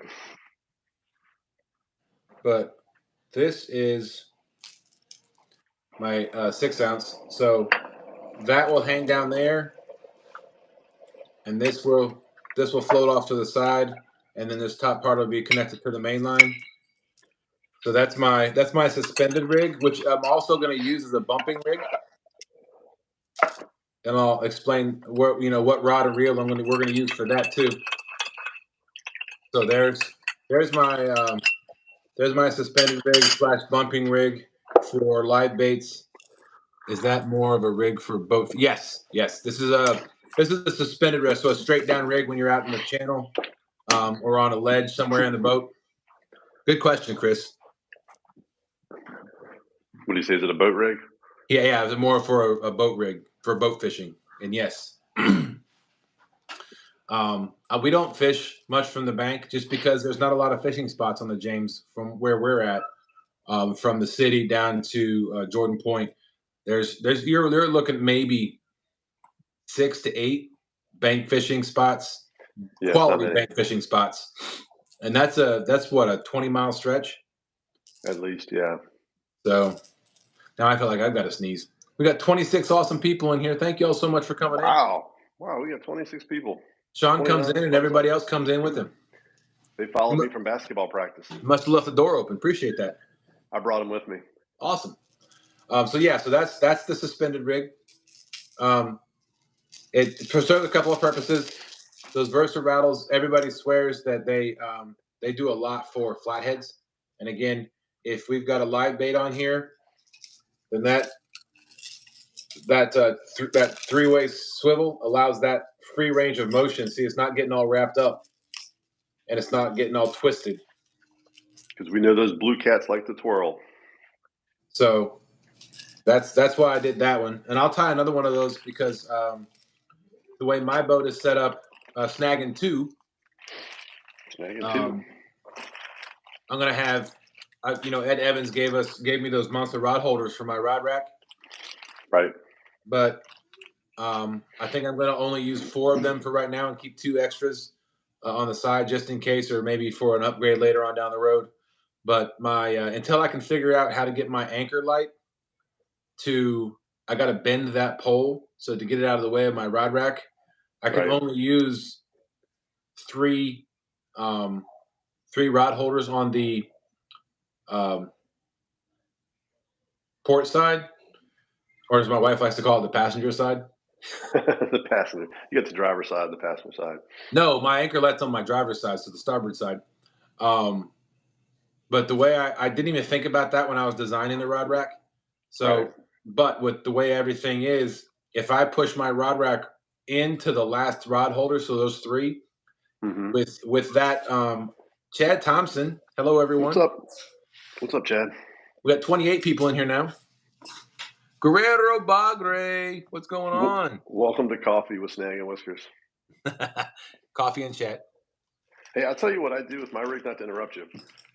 And it's got to be a better way. I know you've got that other case that you put yours in, but I usually tie them up and then put them like in a little Ziploc bag. So these are all my Santee Cooper rigs. And of course, I make them all up and just stuff them in my my tackle box. Here's one that old Jeff Beal gave me. This is a Whisker Seeker one, I believe. Yeah, he's a huge Whisker Seeker fan. I just I put them in little plastic baggies. That way, I just pull them out once we break off when we're out fishing. Have everything pre-tied, and all you have to do is pop them on your snap swivel, and off you go. Yeah, and that's exactly what this is. It's essentially the same thing in a little nice handy casing. So much more organized than my setup. Right, that's what I was having a problem with. I was finding rigs that I'd pre-tied just kind of laying around in the tackle box somewhere. I didn't know where to put them. Right. So now I keep everything is together in one spot. Right. Did you snell any hooks or anything while I was gone? Nope. Only thing I did is showed how I tie from the top silicone bead all the way down to the snap swivel, and explained why we do what we do with our leader lines and the snap swivels and the barrel swivels and stuff like that. Gotcha. And we mainly just use 2 knots. We use the snell knot for the hook. Yep. And we snell it up on the stem of the hook. And then when we tie on the barrel swivel, we use I never say it right, Palmer knot. Polymer knot. And we can show you that in a second. So. Yeah, I demonstrated that too. Oh, you already demonstrated the Palmer knot. Okay. Yeah, because I was telling everybody that's the knot I use as much as possible on anything that I tie when it comes to our line. and it's held a 50-plus pounder for us, so and consistently holds 30-plus pounders for us, so we haven't had any issues with it. Yeah, Sharina said, what did she say when I was Did you tying the say rig? hi to Jimmy Geiger? What's up, Jimmy? I think that was Sharina that. Yes, I think it was Sharina that said, "I'm weird, but I love that tying that knot is just satisfying." The Palmer knot? Palmer Yep. knot? Yeah, and it's easy to do, like, it's a fairly simple knot. Yeah, she said, "Laugh out loud. I'm weird. That knot is so satisfying to tie." It is. I'm gonna snell one here real quick. All right. While you're doing that, I'm gonna kind of clean out my Put my glasses on. my little tackle purse, my Rodell tackle purse, and see what I need to do here to. Did you show them how we do the loop on the top? I know we did it at the beginning, but No, I have not snelled anything yet. so we always come through the eye of the hook, and then I usually pull out, I don't know, 8 or 10 inches, I guess. I know a lot of people just do the wrap thing, but I don't know where we got this idea from. We've been doing it a while. We make the little loop on the top. You still do this too, right, Dustin? I can tell you exactly where we got that from. Did we Dieter get it Melhorn. from Dieter Melhorn? Okay. Yep. It just seems like it holds tighter. It doesn't back out on you. So then we come through the loop, and then we start to wrap on the spine of the hook. So there's one, back through the loop, two. I try to do it like 8 times. Dustin says he does it 5, so there's 3. Kind of use that finger to hold it tight on there, kind of keep it even. I think that's 5 or 6. I'll wrap it a couple more times. It is rough on your fingers, especially when you have old fingers like mine. So do one more. I think that's at least 8. So then when you get it there, and all you have to do is come here and pull it tight on this end. And I usually pull here and here. There you go. Something looks off. Beautiful. No, you're good. Yeah, maybe not. Can't get it to zoom in. Yeah, hold your hand up behind it. Oh, that's where I'm messing up. There you go. There you go. I think it's Beautiful. still focused on your face. That's the kind of, he said, Guerrero said, that's kind of how I snell, but I wrap the loop, not through. He does what Okay. now? He said, that's kind of how I snell, but I wrap the loop. Oh, he wraps the loop. He doesn't go through the loop. Oh, I got you. I found that the fingernail clippers work really good for trimming too, so I typically trim with that. Yeah, I always try to keep a good pair of fingernail clippers on the boat. Pop it off about there. Oops, hopefully that didn't go in my coffee. Flavor. There you go. One knot snell. And then I showed these earlier. These are the little football floats that our local bait shop sells. Little peg floats. A little heavier. They seem to float the baits a little better. So I'm just going to tie up a quick Santee rig. Run that through the football. Hut. Sit, put. And like Dustin said, you don't want them too close to the hook because those James River Blue Cats will bite the bite the floats. I like to keep it off about, I don't know, 6 4 inches. to 6 inches. Which end do you put the peg on, Dustin? Does it matter? Well, I try to keep. I usually put the peg on the top. You put it on the top. Yeah, because just think about if the cat did get, if he did get his mouth, a bigger cat got his mouth up to there, and he clamped down, and he Right. pulled, he could pull the peg out of the float. Not that it really matters, but So there you go. Get the hook snelled, and then on the other end we put the barrel swivel. I bought these little heavier, dutier ones the other day. Yep. I think they're like 120, 140 pound test or whatever. We do the old Palmer knot on this. That's it. So you run it through, and then run it back through. It's a lot more pressure when you're having to show this to somebody. Or show it to 26p somebody's. 26 somebody's. There you go. Give yourself a little bit of room. And this is that 60-pound line. It's a little easier to tie. Tie a loop.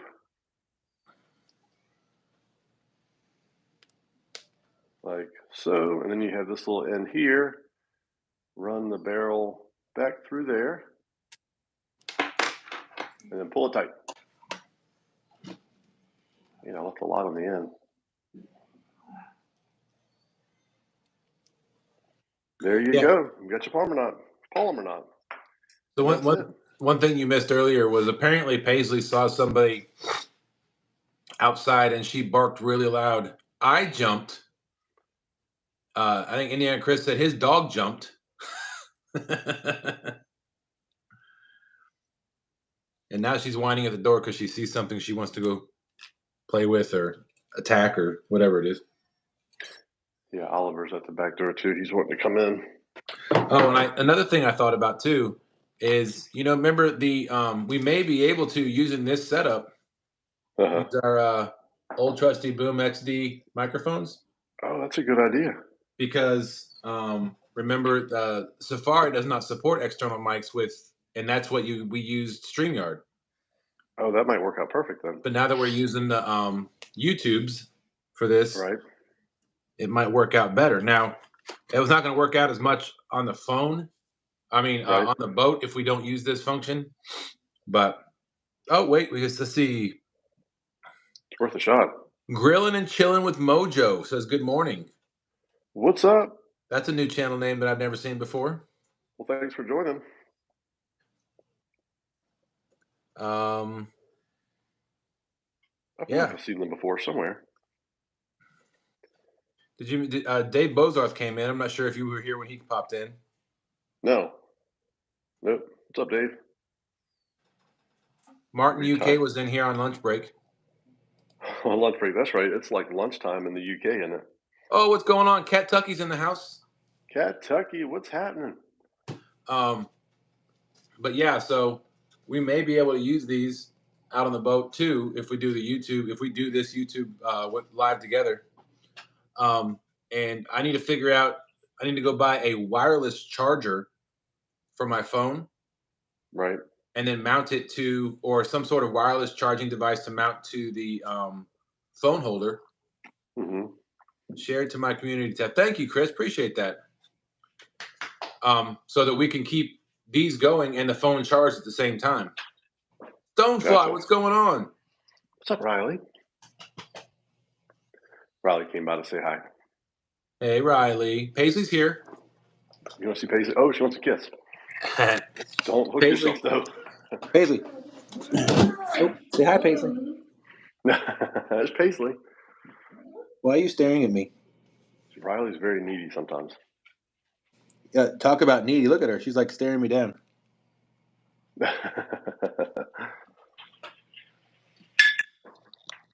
I need to go grab a pair of pliers off the boat. Okay. Give me 2 seconds. Sure. Now I'm going to, there's a couple of rigs I have in my little tackle purse here that I just untied one of them. It was my old suspended rig. I had a T-knot I tied in that to keep the line pushed straight out. You can use like those little coffee stirrers too. That seems to work well. Danny Stone Outdoors says River Rat Show has been rescheduled to tomorrow, immediately following Stand Day. I will do a special show this afternoon though. Awesome. Thanks for letting us know. Excuse me. Ever since I moved to Virginia, well, not ever since, but I'm originally from Colorado, for those of you who don't know. I had zero allergies out there. And I moved here to Virginia about 20 years ago, June. And now over the last probably 10 years, I've got this constant congestion right at the back of my nasal cavities at the top of my throat. And when I start talking, it makes me cough. So that's where that's coming from. Welcome to Virginia. I know, right?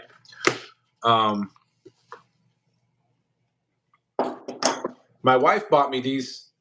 I don't remember what the it's MV. It's I think it's a generic name, but these are the pliers that I keep on the when we go out on the boat.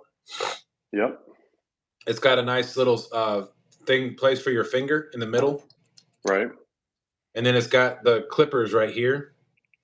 Then it's got a place clippers right here, so I can cut the line. Oh, you can. Okay, nice. That's It's like a got some. universal fishing tool. It's got some crimps right here, so you can crimp down on the like the egg sinkers or the split Okay. shots. Oh, nice. And then the tip's got a little tooth to it. Oh, that's nice. So you can pull hooks out of the Yep. mouth too. And then it locks right there, and then it's also at the back got a little. It's supposed to have a little blade. I tried to cut my 80-pound line with it. It didn't work so well, but maybe the lighter line. It's not made for the 80-pound line, huh? Apparently not. But I do love the clipper part and the pliers part. It comes in real handy. Might be nice, like on your belt or something too. Yep, and it actually comes with a pouchy with a belt loop on it. Yeah, that's perfect. And then it comes with and a D ring, so you can clip it. Oh, gotcha. I typically clip this on the rod rack. Oh, okay. That way it's right in the back there. Yep. Cool. Stonefly said split rings also. Yes, split rings that will definitely work with those. All right, I got my rig all tied up. Add this one to my box. There you go. I wrap it up and then I just put it back in a little bag. Yeah, so I'm going through my tackle purse right now. Your tackle purse. I can't remember who said that, but I liked it. It's kind of funny. I'm going through and I'm going to pull out some of these rigs that Danny Stowe says, Kentucky rain don't stop the Mississippi. Madman. Richard's boat isn't ready. He's adding a few surprises. Ooh, we like surprises. Kentucky Rain. That's a song, isn't it? Sure. Why don't you sing it, Dustin? Can you sing it? No. He said no. I want to keep the 23 people we have in here. So I did make this rig too. I'm not sure. It actually works the way it was intended. Uh-huh. But it's a double hook rig. Okay. But I've never used it, so I'm actually gonna cut it off. Sharina said, "Headed out, y'all. Gotta go do dreaded license branch. Lord help me. It seems like those people have morning how to be evil and rude meetings." What is she doing? License something? Are you going to the DMV, Sharina? Martin said, "Okay, everyone, got to get back to work. Have a great day. Later, everyone." Cool. See you, Martin. Danny said, "Good luck, Sharina." Yeah, good luck. Good luck at the DMV. I'll tell you though, I do like these Brad Caudill drifting weights. They are nice. What kind of sleeves do you think he uses on these? I don't know. It's some sort of like parachute, paracord, something or other. Then he's it's got possible. like some sort of like rougher end on the very tip of it. I guess for the dragon on the bottom. Oh yeah, she's going to the DMV. So they are always rude. I agree. Hopefully nobody in our chat works for the DMV. If so, we apologize. Is that the DC Metro? No, that's something different. All right, let's see here. Oh boy. I'm more so disassembling rigs than I am tying anything right now, but I've got line going everywhere over here.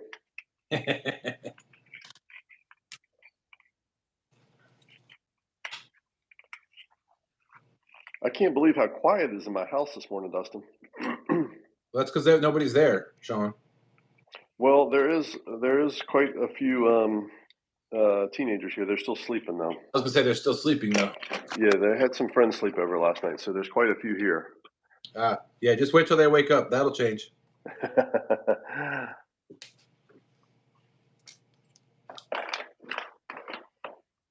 Danny Stone said he read our playlist again all night. I'll hit you again tonight, but have to bounce for now. I'm up to no good today. All right, brother. Thanks for coming in. We appreciate it. Appreciate you playing our playlist, Danny. If you didn't catch the update, we're at 1721. That's as of Thursday night. After Thursday night, December 1st. It hasn't counted yesterday's. So I'm Thanks, thinking, Danny. We appreciate it. I'm thinking with everybody running our shows, our live, our playlist, we should be close to 2,000 by the end of the weekend. So we appreciate each and every one of you. Yeah, I wanted to go catch some channel cats over at the lake after lunch, but I don't think that's going to work out. Oh, really? I totally forgot about another event this afternoon. Your calendar is full, man. Calendar's full. There is a basketball tournament at 4 o'clock today. Totally forgot about that. So he has practice this morning, and he has a tournament this afternoon? Samantha has a tournament. Oh, Samantha has a tournament this afternoon. Yeah. It's kind of weird they do the weekend tournaments. I don't understand that, but is that what league is that? It's the high school varsity team. They do high school varsity basketball on the weekends? Yeah, there's some sort of like I don't know if it's a Christmas tournament or what it is. It's at Monacan. So Yeah, totally forgot about it. So maybe we could slip over there if the rain dies out. We'll see. As long as I'm back by like 2 o'clock. It's only like 15 minutes from the house, 10 minutes. I got some frozen shad. We could throw that for a second, see if we could catch a couple channel cats. Nice having that in my backyard. You got the monster cats in your backyard. Now, the monster ones, hopefully we're going to go catch soon, are not in my backyard. I got to travel a bit. Yeah, the big ones are a little further downstream. Chad Thompson says, I couldn't see the eye chart. I can't see your chat. Last time I was there, so I told the lady I can't see, and she said, that's okay, stand over here and I'll take your picture. Oh, that's funny. Oh, let's see here. Sorry, I got some background noise. You're good. Hold on a second. Is that Jed one or? I almost removed you from the stream. Oh, you can do that. Now, is that Jed 1 or Jed 2 behind you?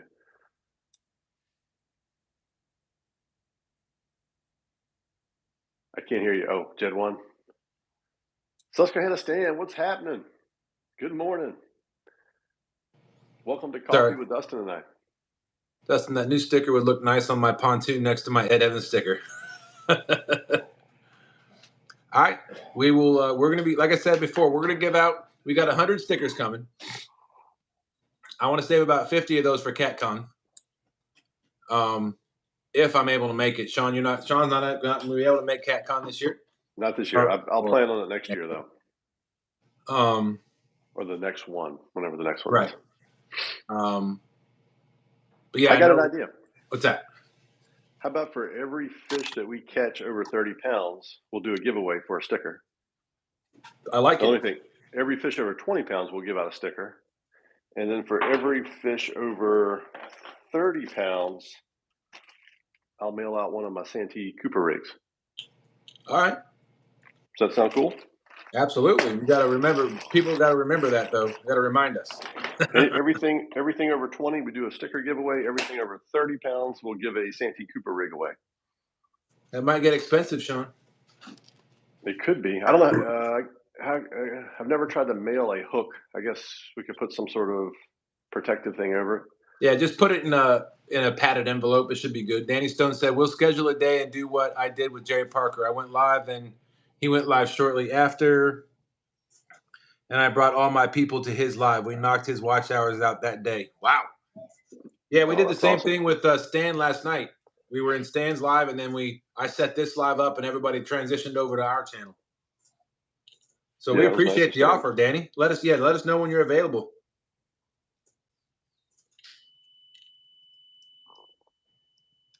Uh-oh. The alarm's going off, Dustin. No, that was my father-in-law's um, breathing Oh, I oxygen. got you. I don't have an. Well, I do have an alarm, but just never set it. You just naturally wake up. I have another alarm. She's got 4 legs. Actually, I got 2 of those. The smaller one's more of an alarm than the bigger one is. Stan said, "I'm flying to CatCon. Can't beat the ticket price. $250 round trip. Wow. Yeah, you can't beat that. Maybe we should look at that. Maybe I should look at that instead of driving. No, I'm just kidding. I drive. All right, so I'm not up to speed on the CatCon stuff. I know that there's one in Kentucky that's coming up. Isn't there another one? Kansas City. And when is that one? They just had that one. So you basically have a winter and fall CatCon? Yes. So it's. I think it was somebody. Somebody remind me when the Kansas City CatCon was, because I don't remember. It was within the last 2 months, I think. Right. Maybe we could put together the CatCon in Richmond on the East Coast. We got a convention center. That would be awesome. Got a convention center. It's kind of like middle ground for the Potomac, the Tennessee, the James, the North Cooper, Carolina. Yeah. all the big, Lake Wiley, Lake whatever down in Charlotte, all those big lakes. Richmond would be a good hub for that. Yeah, we got to get with Steve Kevin. Douglas on that. I think Richmond would be a good location for an East Coast thing. I know Steve Douglas was talking about at one point North Carolina. Right. Because that's a little bit closer, a little bit more midway between Georgia and DC area. Yeah, more of a midpoint. But no, I agree. I think Richmond selfishly would be a great location. I mean, 95 runs right through it. You could even do a little fishing right there downtown. That's right. You're in big cat country just right there. If you do it during the springtime, yeah. Do it like you have the Kentucky one in February, and then maybe late spring, right before spawn, like late April, early May. Yeah, that would be terrific. And then you have the one in Kansas City. I want to say Steve Douglas. Steve Ransom said Steve Douglas was talking about doing one towards the beach. Richmond would be a central area. Absolutely. Yeah, the beach probably would be like a better location for people wanting to go like to the beach area versus Richmond. There's not a whole lot to. Well, I mean, there's stuff to do in Richmond, especially if you're coming for CatCon. We can go fish. Richmond, Virginia, home of the monster cat, monster blue cat. There's some flatheads in this area too. Yep. We're going to be working on those in the spring too. I definitely want to get on the flatheads a little more on the Upper James. Try to figure that out. Man, I've been eyeing up the that side scan too. It's just so expensive for that side scan.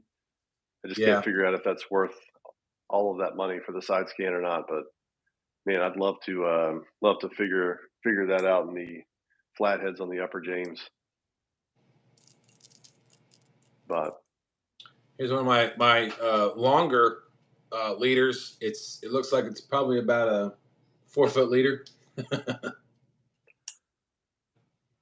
Got the rattle on there. Oh. Yeah, I got a Versa rattle down, but I'm going to retie this too, just because I'm going to put the beads and the silicone stuff like I did the suspended rig. Right. So these peg floats are actually these peg floats. I painted them blue. I just haven't done that with any others yet. Danny says CatCon on the beach. Not sure if I can handle J-Dog in a Speedo. I think that would traumatize us all. Danny. Yeah. That's fun. Steve Ransom says he loves the side scan. If I could upgrade, I would do 360. Oh, I'm not really familiar with the 360. I guess. So, I think in the way technology works, I think side scan is kind of yesterday's technology. I think live scan is the new latest and greatest. Yeah. I mean, you can tell what kind. You can see the whiskers on the fish from what I'm hearing. Oh, that's crazy. I But just like that side scan. Like you can see like 140 feet to the left and the right, and you can see the structure. You can see the fish over there. You can see them running at you or whatever. says Quinn Stan said electronics and a good trolling motor is only 7,000. I know. Don't Sean know it? We got the good trolling motor. I got the 80-pound Tarova, which is amazing. But yeah, the electronics is my next big upgrade. Definitely the next big upgrade. But the funny thing is, like we use electronics for finding ourselves on the ledge Yeah, and marking some fish in the general area we're at. Other than right, that, we don't really pay attention to it, but for depth. right. That is true. Yeah, we kind of like, yeah, depth is our main thing, water temperature, that sort of stuff. Trying to figure So, out where the holes and stuff are. and I'm not saying that having good electronics isn't a game changer because I'm sure it would be, but we just have to remember to use it. I mean, it's a lot of money to spend on something that if you don't use Yeah, that's why it's been the last thing to be purchased. it, The trolling motor was definitely we use that all the definitely time. yeah, and we still don't use that to the full capacity. We do spot lock. We do the directional GPS control speed, dragging or drifting with it, but there's still a lot more features that we need to use on that. Saving waypoints and saving routes and stuff like that, and going back and redragging the same spots. But I mean, Navionics is probably a better, more cost-friendly approach. Just having that to look at depths and Well, structures. don't ask Stan about that. Oh yeah, he did end up in some shallow water. Let's see. Steve Ransom said, "Live, you can only see where the trolling motor is pointed. If you are spot locked in current, you're only looking that way. 360 gives you an image like side scan, but 360 degrees around you. Wow. Yeah, you can see front, back, and left and right. That probably is the way to go because like some of the areas that we've been fishing, like it's got like some really weird ledges, and then you get like over in the shallows, and it'll drop down 20 feet, 25 feet, and then it goes back to like 6 or 8 feet. Being able to see that from a distance, I think is nice, you know, especially when you're trying Absolutely. to, if you want to shift around and like, hey, they're shallow, they're deep, let's shift over to a little shallower water or whatever. That way you can see it from where you're sitting, Right. Absolutely. Oh, so all right. GPS. So Stan said GPS saved many nights and foggy mornings. Yeah, foggy mornings are no fun. yeah, I remember going out with my dad one time out of Hopewell, and um, it was so foggy that you could barely see 10 feet in front of you. Hmm. And we came up on a couple of different anglers that were out on their boats anchored, and you didn't see them until you're almost right on top of them, Yeah. Oh going no. about 5 miles an hour. Yeah. Especially on the James, dealing with those crazy barges, you don't want to mess around with those. Absolutely. You definitely All don't right. want to mess with those. So now I'm going to tie me another suspended rig. All So right. maybe, see, maybe 16 inches on the 16 inches. for the Well, looks. hook. I think we made a good decision by not getting on the river this morning. It's pouring here. Oh, really? It's not even raining here. Oh, it's coming. I'm west of you. Yeah. The question is, well, I looked at the radar, Uh-huh. and the radar showed it was really thin. Like there was going to be spots of rain in different areas. Right. But the current temperature right now is 54 degrees. Yeah, it's warm. That was Stan was telling me last night that this warm front coming through is a perfect setup for the monsters to bite. Oh, nice. All right, so that's gonna be my my hook line. All right. Got a number of hooks. See, Eric, because I started out with the ViewSonic flasher type locator depth finder. What kind do you have, Oh, Sean? mine? Mine's a hummingbird. That's right. It's like the $100 bottom of the barrel thing you can get. It's the basic. Yeah, show that Snell knot. All right, so all I do now, the most important thing, because we use the Gamakatsu octopus circle hook. I've messed that up before. It's not that, but a lot of people don't think about this when they're talking about what kind of hook to get. So I watched a great video. I just can't remember whose channel it was, but they described the different parts of the hook that everybody talks about. Right. So the the circle hook is describing the point. So this point that goes back towards the shank, that's what makes it a circle hook. Because it's making almost a circle if you were to follow the line of it. Yeah. So that's what makes it a circle hook. The eye is what makes us the octopus, the bent eye. Oh, I did not know that. That's what makes it the octopus part. Okay. Then this one is offset. Okay. So it's an offset octopus circle hook. So offset octopus circle hook. What makes it offset? It's the hook is offset from the shank. Oh, it's over to the side a little bit. Yeah. Because I'm always like, did I bend that on the last fish I caught? It's possible, but I doubt it. Yeah, I doubt it too. And what are those, Dustin? Are those 8/0 or? Yes, all of ours are 8/0. Here's what the pack looks like.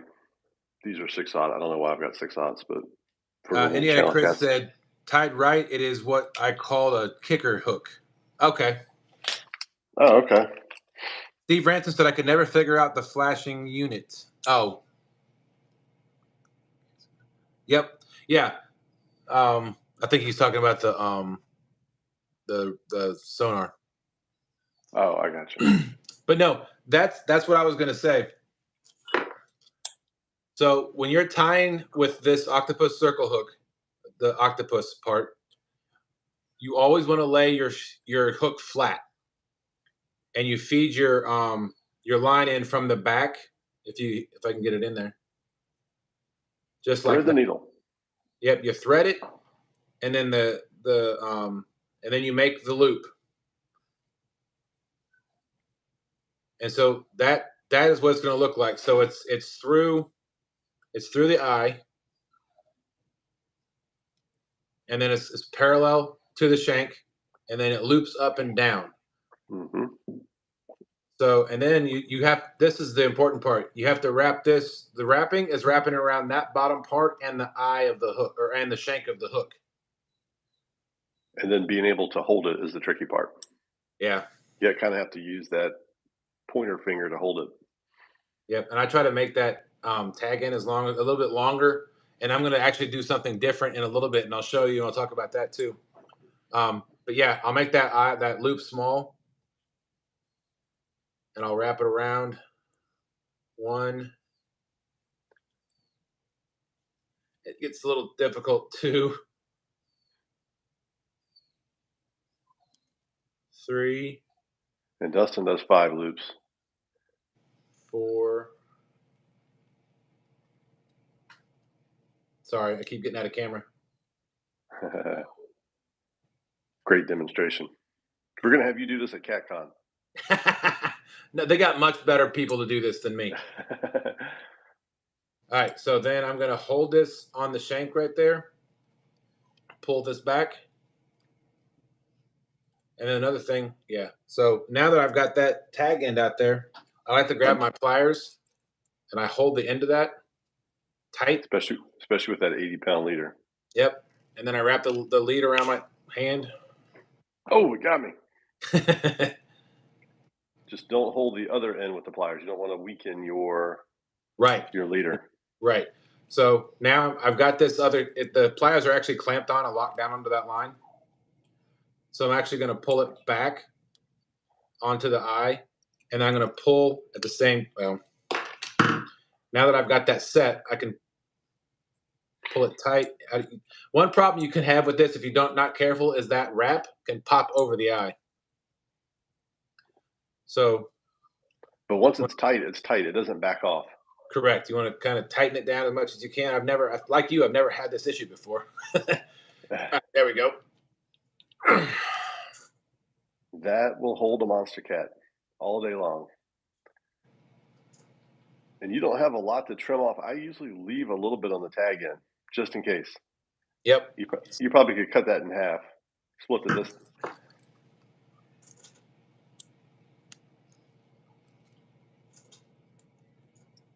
Dustin's got that really cool multi-tool, and I don't know if you saw earlier, I use the fingernail clippers. They work really well too. So there you go. Nice. So that's I give it a 10.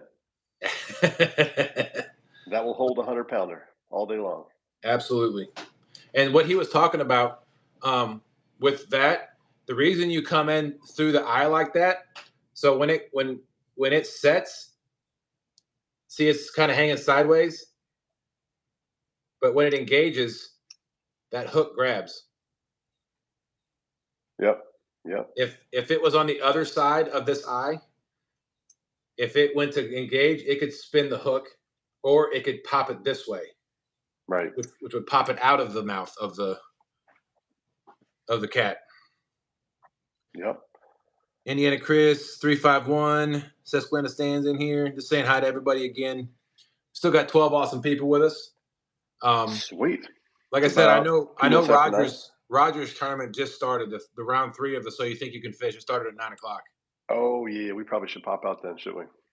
Yeah, Indiana Chris said, "Yep, it will kick the wrong way." No, I mean we can give me. I say once we drop down to like 8. Yeah. Because we still got people in here watching us. Right. We'll share the link for the tournament too. That way everybody can pop in there. There you go. So yeah, so this is going to be the hook. So what I remember, if you remember correctly, or earlier, this is going to be another suspended rig. So I'm going to add a bead, a plastic bead.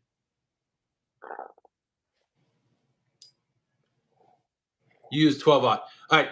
So Stan, this is what I've been taught over the last couple of years, and I talk about this on Jody's show. The size of the hook is based on the size of the bait, not the size of the fish. So, and I say that because you see that gap right there? I don't care if that's a 5-pound blue cat or a 75-pound blue cat. That's going to hook into the fish. Now, when I say the size of the bait, it's important because if the size of our baits on the shad, if we cut like, I don't know, 1 inch wide, probably about 1 inch wide, sometimes with the gut pocket, sometimes without, but you can put that on here, and you put it on in such a way that you still leave enough room for that mouth to get on there. Again, yeah, we usually just barely hook the baits anyways. Right, but if you're wanting to use a whole shad, a whole gizzard shad, or like a whole the bigger bluegill, then you may want bigger hooks so that they sit deeper in that, and you still leave that room for that gap for that fish to get over that lip. So that's what I'm talking about. The size of the hook is based on the size of the bait, not the fish.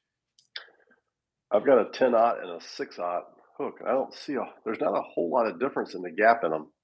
No, it's the depth. So I can put them side by side and show it properly. Yeah, there's a bit of a difference, but the depth is what makes that difference right there. Yeah. So you can put a bigger bait on that 10-aught and not have an issue. Still hooking up. Yeah. It's hard to demonstrate it like this, but depth of the gullet. So yeah, I don't know if this is a circle. That's not a true circle hook though, is it? Yeah, that's a circle hook. It's shaped differently. See how it's pointed back to the shank? Yeah. Okay. That is definitely it's offset too. Yep, that's an offset octopus circle hook. Because look at the eye. Yep. So anyway, I got a bead. Oh, hold on, I did it wrong. So another thing somebody pointed out I thought was kind of yeah, Stan says a flathead guy, so he's more concerned about the gap. I mean, you can find A-dot circle hooks that has the same gap size as a 12-aught. You just got to find the right hook. But somebody mentioned one time, Sean, that a lot of people will use these plastic beads. Right. So a lot of people they talk about how the bead is meant to protect the knot, right? That's what I've been told. Yeah. So why are you going to put a plastic bead up against your knot? It's just as hard. It does just as much damage as anything else up against your knot. Right. So that's why I got silicone beads. Oh, that makes sense. So what I like to do is I'll put the silicone bead, and so now it has some bounce to it, has some give to it, and that's not going to damage anything. It's a little rubbery or whatever. Right.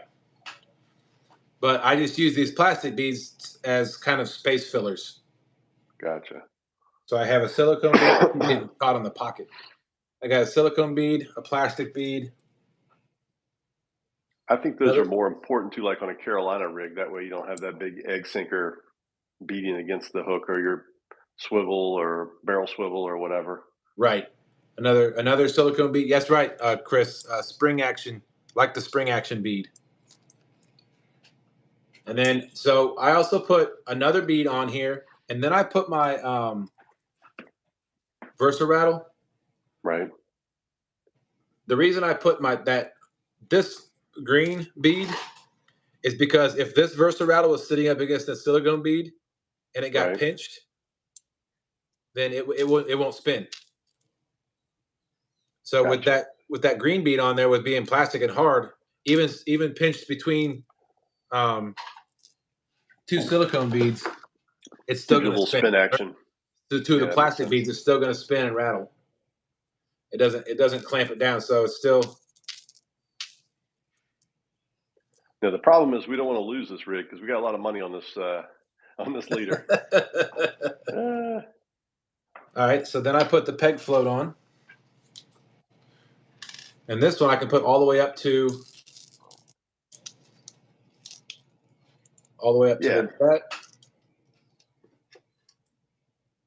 I need to go get that peg float that the Blue Cat bit the other day and show it. I think it's tied on one of my Ancient Mariner rods. So there you go. So that allows the bait. It stiffens the line a little bit too, and it allows the bait to kind of just sit out there. Yeah. This is pulling it up, and it just sits out there like that. Right. So like I was saying, Dustin. Go ahead. Like I was saying earlier, the polymer knot, I tie it whenever I can. So you make the loop,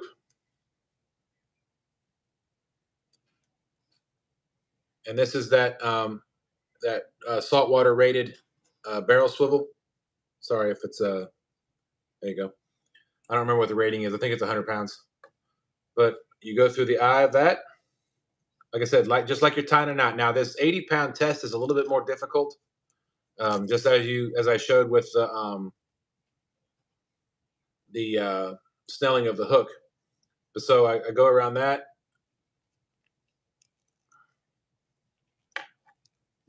I keep going below my camera.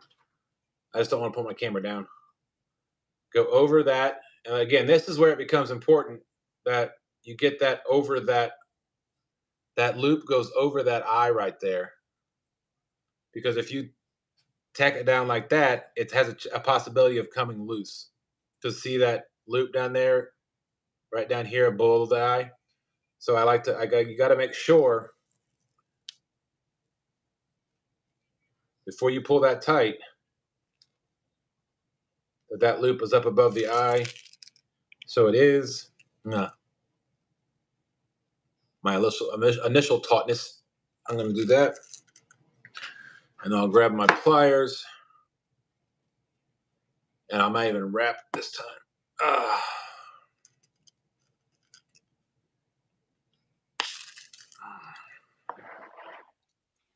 Looking good, Dustin. Looking good. See, my concern. Oh, hello. Dropped it. My concern is if you look at this See how it's sitting up on that circle? Yeah, I hate when it does that on those Yeah, 80-pound leaders. Yeah, that's the bad part about this 80-pound test is it's Because then once sometimes that big boy gets on the other end of that line, what happens? it could pop it loose. Yeah. And I showed earlier, I bought this 60 pounds, just regular main line. It's a little easier to tie, but of course it's not as strong as the leader line Dustin's using. It's like $3 for this for 70 yards. All right, so there you go. There you go. You got it. And that should stay fairly tight, and it'll loosen a little bit. Do you lubricate the knots? I do.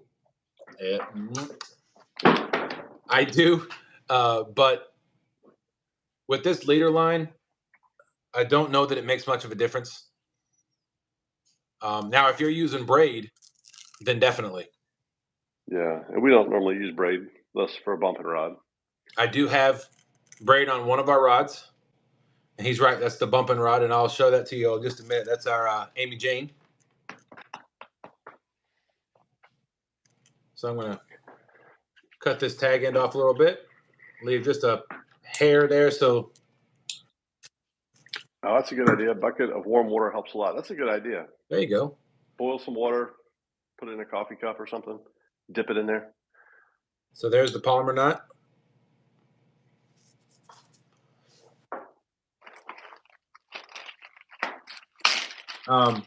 And you know what I did? I'm actually going to try that. I got some Insta hot water. I screwed up. I still got enough. I can make this work. I totally forgot that I wasn't using this barrel swivel. I was tying my. I wanted to tie another one of the suspended rigs. Yeah, that absolutely is a great tip. So I'm going to pull out one of my Triple City Anglers 3-way. Insta hot water. See the steam? Oh, look at that. I'm going to try to cinch down on my polymer knot. So I screwed up. Go ahead and show that.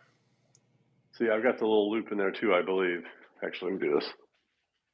You Yeah, see it went down below the eye. All right, I'm going to dip it in the hot water. Hold it in there for a few seconds.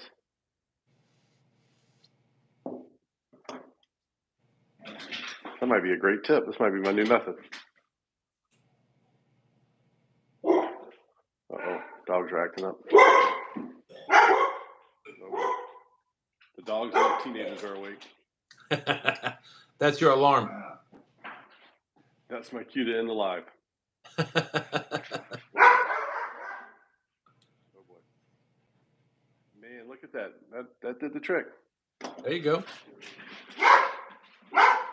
The one downside I see though is that it's still down below that that loop didn't go up over top of that knot. It's still down below that eye. You see what I'm saying?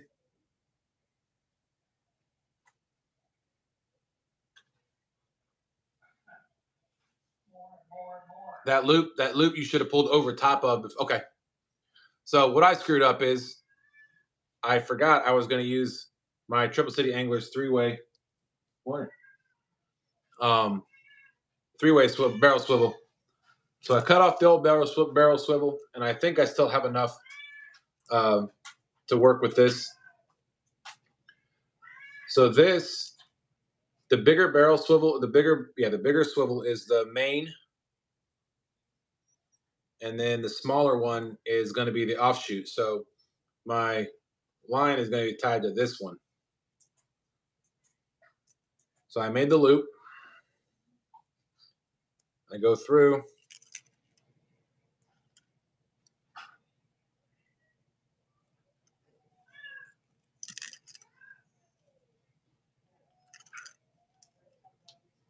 I tie the knot. Oh, I got to be careful because I didn't have a lot of line there.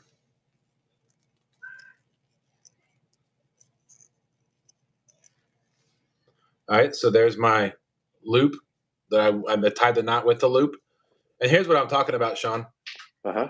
Your so when you bring this back through that loop, Yep. that right there, that the big part needs to go up above that eye. Oh, I gotcha. When you're pulling When it tight, Yep, when you pull it tight. that'll have the knot lock on the actual loop of the swivel. Right. So see, it's not down below on that neck of that swivel. Yeah, it's It's hard up to get it above. off once you get it there. Yeah. I'm gonna soak mine back in the hot water. Actually, this one turned out much better and it was a lot easier to do. So there you go. I tell you, there's nothing worse, and we've had it happen before when you got a big one on there, and it's just whoosh, it lets go, Yep. and you lose a monster.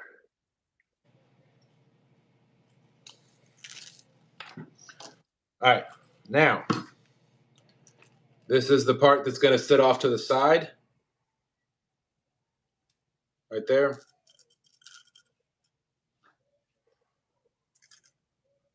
And then I've got to Still on tie, top of the loop. and then I got to tie some more leader line to the top part. So I'm going to grab another probably 12 inches.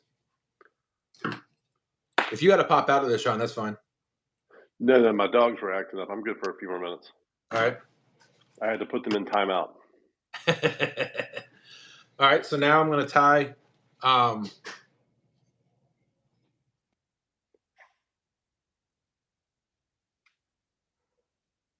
Sorry, I had to mute my microphone and tell my daughter something. So now this is going to be the part that goes to, and what I'm going to like to do is I'm going to have, because see this bottom swivel sits on the bottom part. So this top part, the bigger part, is where my main line is going to come to. And then Right. my weight line is going to come off the bottom loop. That makes sense. So because if you did it this way, then it could interfere with the spinning. It could bound up. Yep. This way, it goes around the eye, and it's less likely to get bound up. Yep, I like it. All So right, once again, much better. Yep. All right. So once again, create that loop through the eye.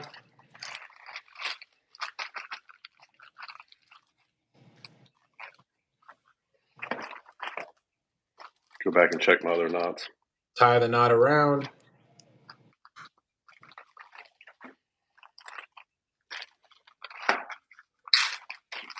Now this is where I'm telling people, even though, because I got that loop there, but a lot of people won't tie this knot because now I've got to bring all of this through that loop. Through the loop for the Palmer knot, yeah. Yep, and that's why a lot of people won't do it. But because I like the polymer knot so much, I'll take and run everything through the up loop, around through that loop. It's like a big Jenga puzzle. Slide it all through. Yep. The biggest part's going to be that peg float, and there we go. And again, it's important to go up over that eye. Looks good. That way you don't get the loop hung on the top of the loop.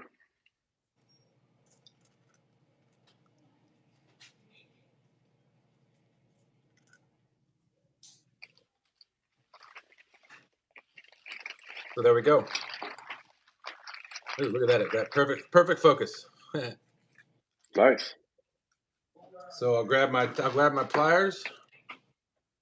I'll pull on both of those. Make sure that's tight. Pull on the main line. There we go. So now, remember we put the snap swivel on all of our main lines. You want to show them the snap swivel? What's that? Show them what our snap swivel looks like. There it is. It's a 100-pound rated snap swivel, saltwater snap swivel. So that's on all of our main lines. So I'm going to put one of our barrel swivels on the end of this, so as we can change out this leader if it ever frays, or we just want to change it out from a Santee Cooper to if I want to take this suspended rig off and put just a Carolina rig or a Santee Cooper rig on there. It's an easy switch. It takes seconds. And we do that a lot, especially in like slack tide. We'll go from anchor fishing to dragging. Right. We'll switch our weights out, so it's a matter of like a minute. We can switch them all out, switch our rigs up. All right, so I make that knot. The trick. I take that, go through that knot.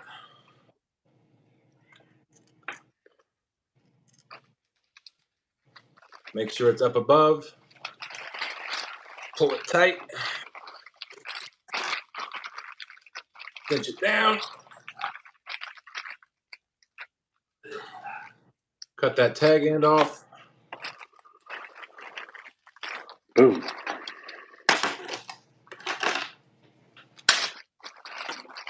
And there we go. Another successful Palmer knot.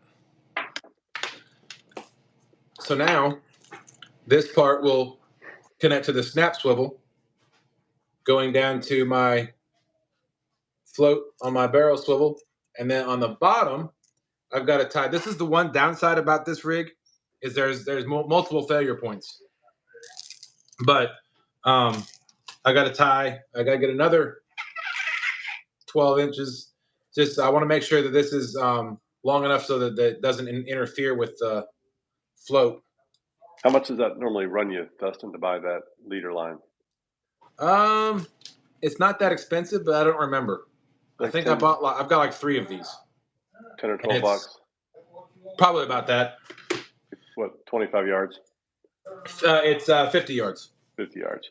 So I got roughly 150 yards, well, minus what I've used. Last I probably got about 100 yards left. Oh, he said that same type of rig works well for salmon. Indiana Chris said that. Oh, does it? Okay. Yeah, so this is going to be our bumping rig / suspended rig. So now once again, I've caught myself. Don't catch yourself. So this is the line. One more time. I'm going to tie on the bottom part. So that last side that's left that has nothing on it. Right. Or not again.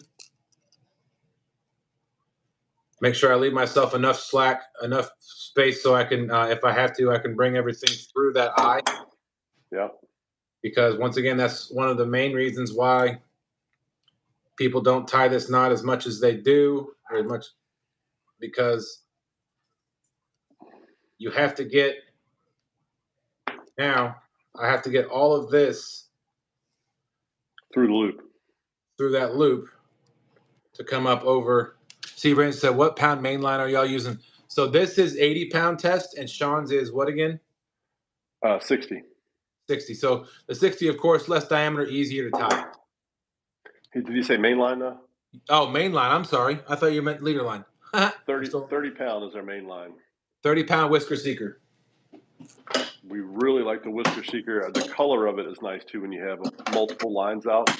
That way you can see which line is heading which direction. Particularly when you have a fish on and if you need to get a rod or two in or move a rod or whatever.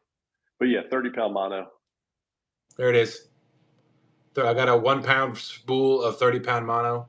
I think I've spooled up probably at least 10 reels with this. Yeah, it definitely lasts a while. Oh gosh, I got them all now. This is the 80-pound. This is hard to deal with.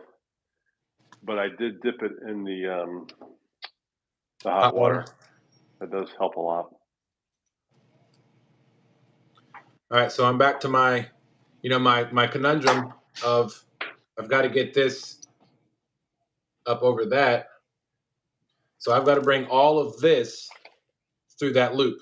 But again, I don't mind because I love this knot. So I'll start with that. Bring the bottom part. And then I'll bring, just like I did before,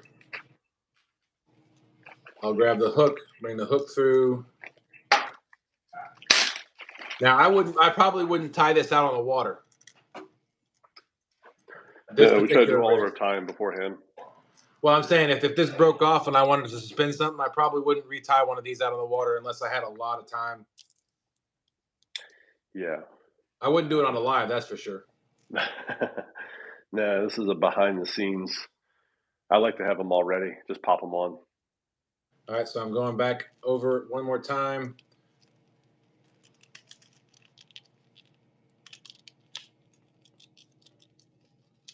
The float. Slide them through. So now I'm over that, and there we go.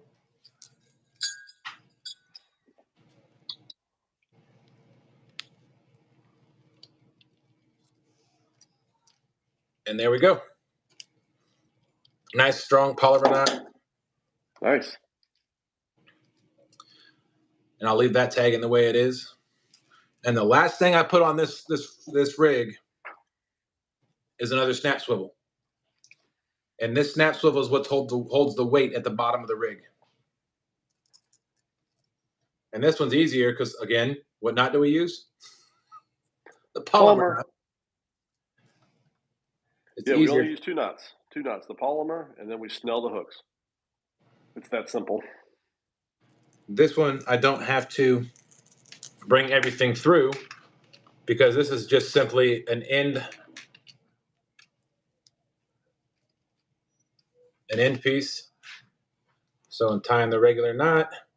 All I got to do is bring the snap swivel through that hole now. Go up above the eye. Tighten it down. Grab the pliers. Tighten that down a little bit. Cinch it down. I use my fingertips too, or my fingernails, and I grab the top of that and I just push while I pull. Yeah, Chris, polymer on the swivels. Yeah, polymer on everything. Polymer on everything except the hooks, and we snell those. All right, so she's ready to go now. So that's my second suspended rig. This part goes up on this part attaches to the snap swivel on the main line. Comes down to the barrel swivel, the 3-way barrel swivel. I need to trim out some of those tag ends because they're a little long for this. But then this is the float for the bait. And then the bottom part down here is where the weight goes on this other snap swivel. Nice. And that is going to be our suspended. So what I was talking about earlier is the way my light, my anchor light on my boat on Snagging 2.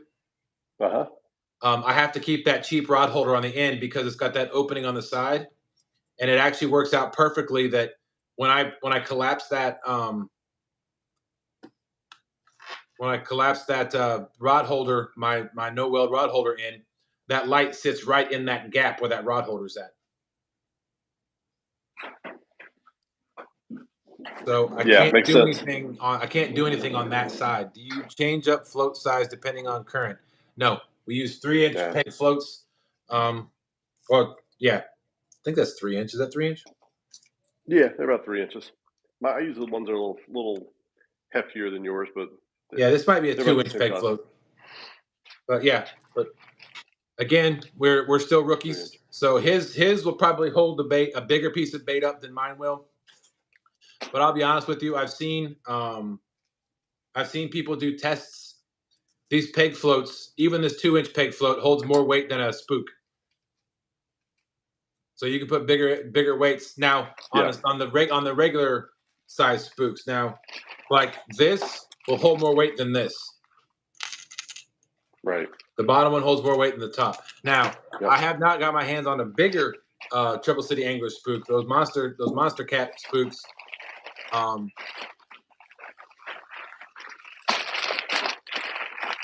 Yes.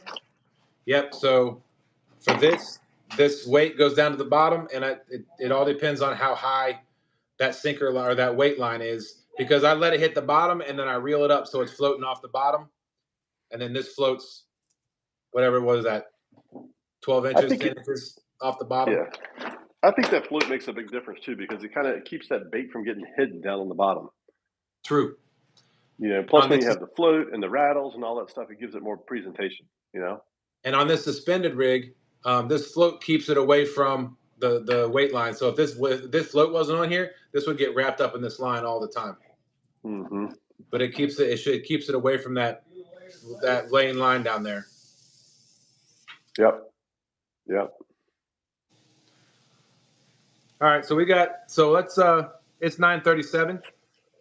Yeah, I'm gonna have to pop out in a minute. Yeah, let's go ahead. Everybody in my house is stirring. So same here. We'll go ahead and end this live. And we'll put together like a short 3 to 5 minute video on the knots that we use and try to explain this. That way, if you want to go back and look at this, because I know when I first started, that was a big thing for me. It was like, hey, these knots, these swivels, these snap swivels, what size hook, what's the different type of hooks, and I still get them confused. And maybe we can put a little something together. That way, if people want to go back and refer to them. So Chris said, "Do you use lighter line for the sinker line?" No, everything that I used on that leader was the 80-pound test leader line, all of it. What's up, Doc Reed? Hey, Keith, Doc Reed, you missed it. I put your I've got your sticker on the tackle box. We did that earlier in the live. He's on the box. Hey, one of the things I was going to say real quick before we pop out. Mm-hmm. Something I've seen people do. Catfish. Justin Johnson does it. Right. Cool Cats Fishing does it. He puts a jig head below, like it's when you snell the knot or you snell the hook on there. Yep. You leave about a 6 to 8 inch tag line. Right. And you tie this on the end of that. So it's got a hook in there. This is something extra for them to bite on? It's a little bit extra in case there's that short bite, but more so an attractant. Something kind of floating in the water behind that bait. Is that going to hold a big cat? This one, I don't know, but I don't. Now, I have seen Justin Johnson pulling a nice flathead hooked just to this, just to that little jig. But Melissa, I was explaining that last night, and Melissa was in here, and she ties jigs. Oh, does she? And we chatted back and forth on Facebook Messenger last night, and she's gonna. I've got to send her the stuff, but she's gonna tie me some jigs. Palmetto Cats, what's going on? What's up, Kevin? Fellers. But she's gonna tie me some stinger jigs. Oh, okay. So we can use on our. And that's the same type of rig you're talking about there. Correct. Okay. She's gonna tie some of these. She ties her own jigs. Oh, okay, I got you. Yeah, I bought these from Walmart. They're the Johnson Beetle Bow. Awesome, sweet. But they're more of like a crappie jig, but I'm gonna tie it, like I said, for a stinger rig, just as an attractant, just to see if it works. Gotcha, awesome. Hey, did you want to drop the link for the or somebody can drop the link for the tournament? That way they got it. Let me jump over there real quick. I'm in YouTube as we speak, so on my computer. Yeah, I just had my phone set up. I don't have a computer here. Day 3, they are live now. And which channel's hosting it? Roger. Muskrat. Okay, Muskrat Adventures.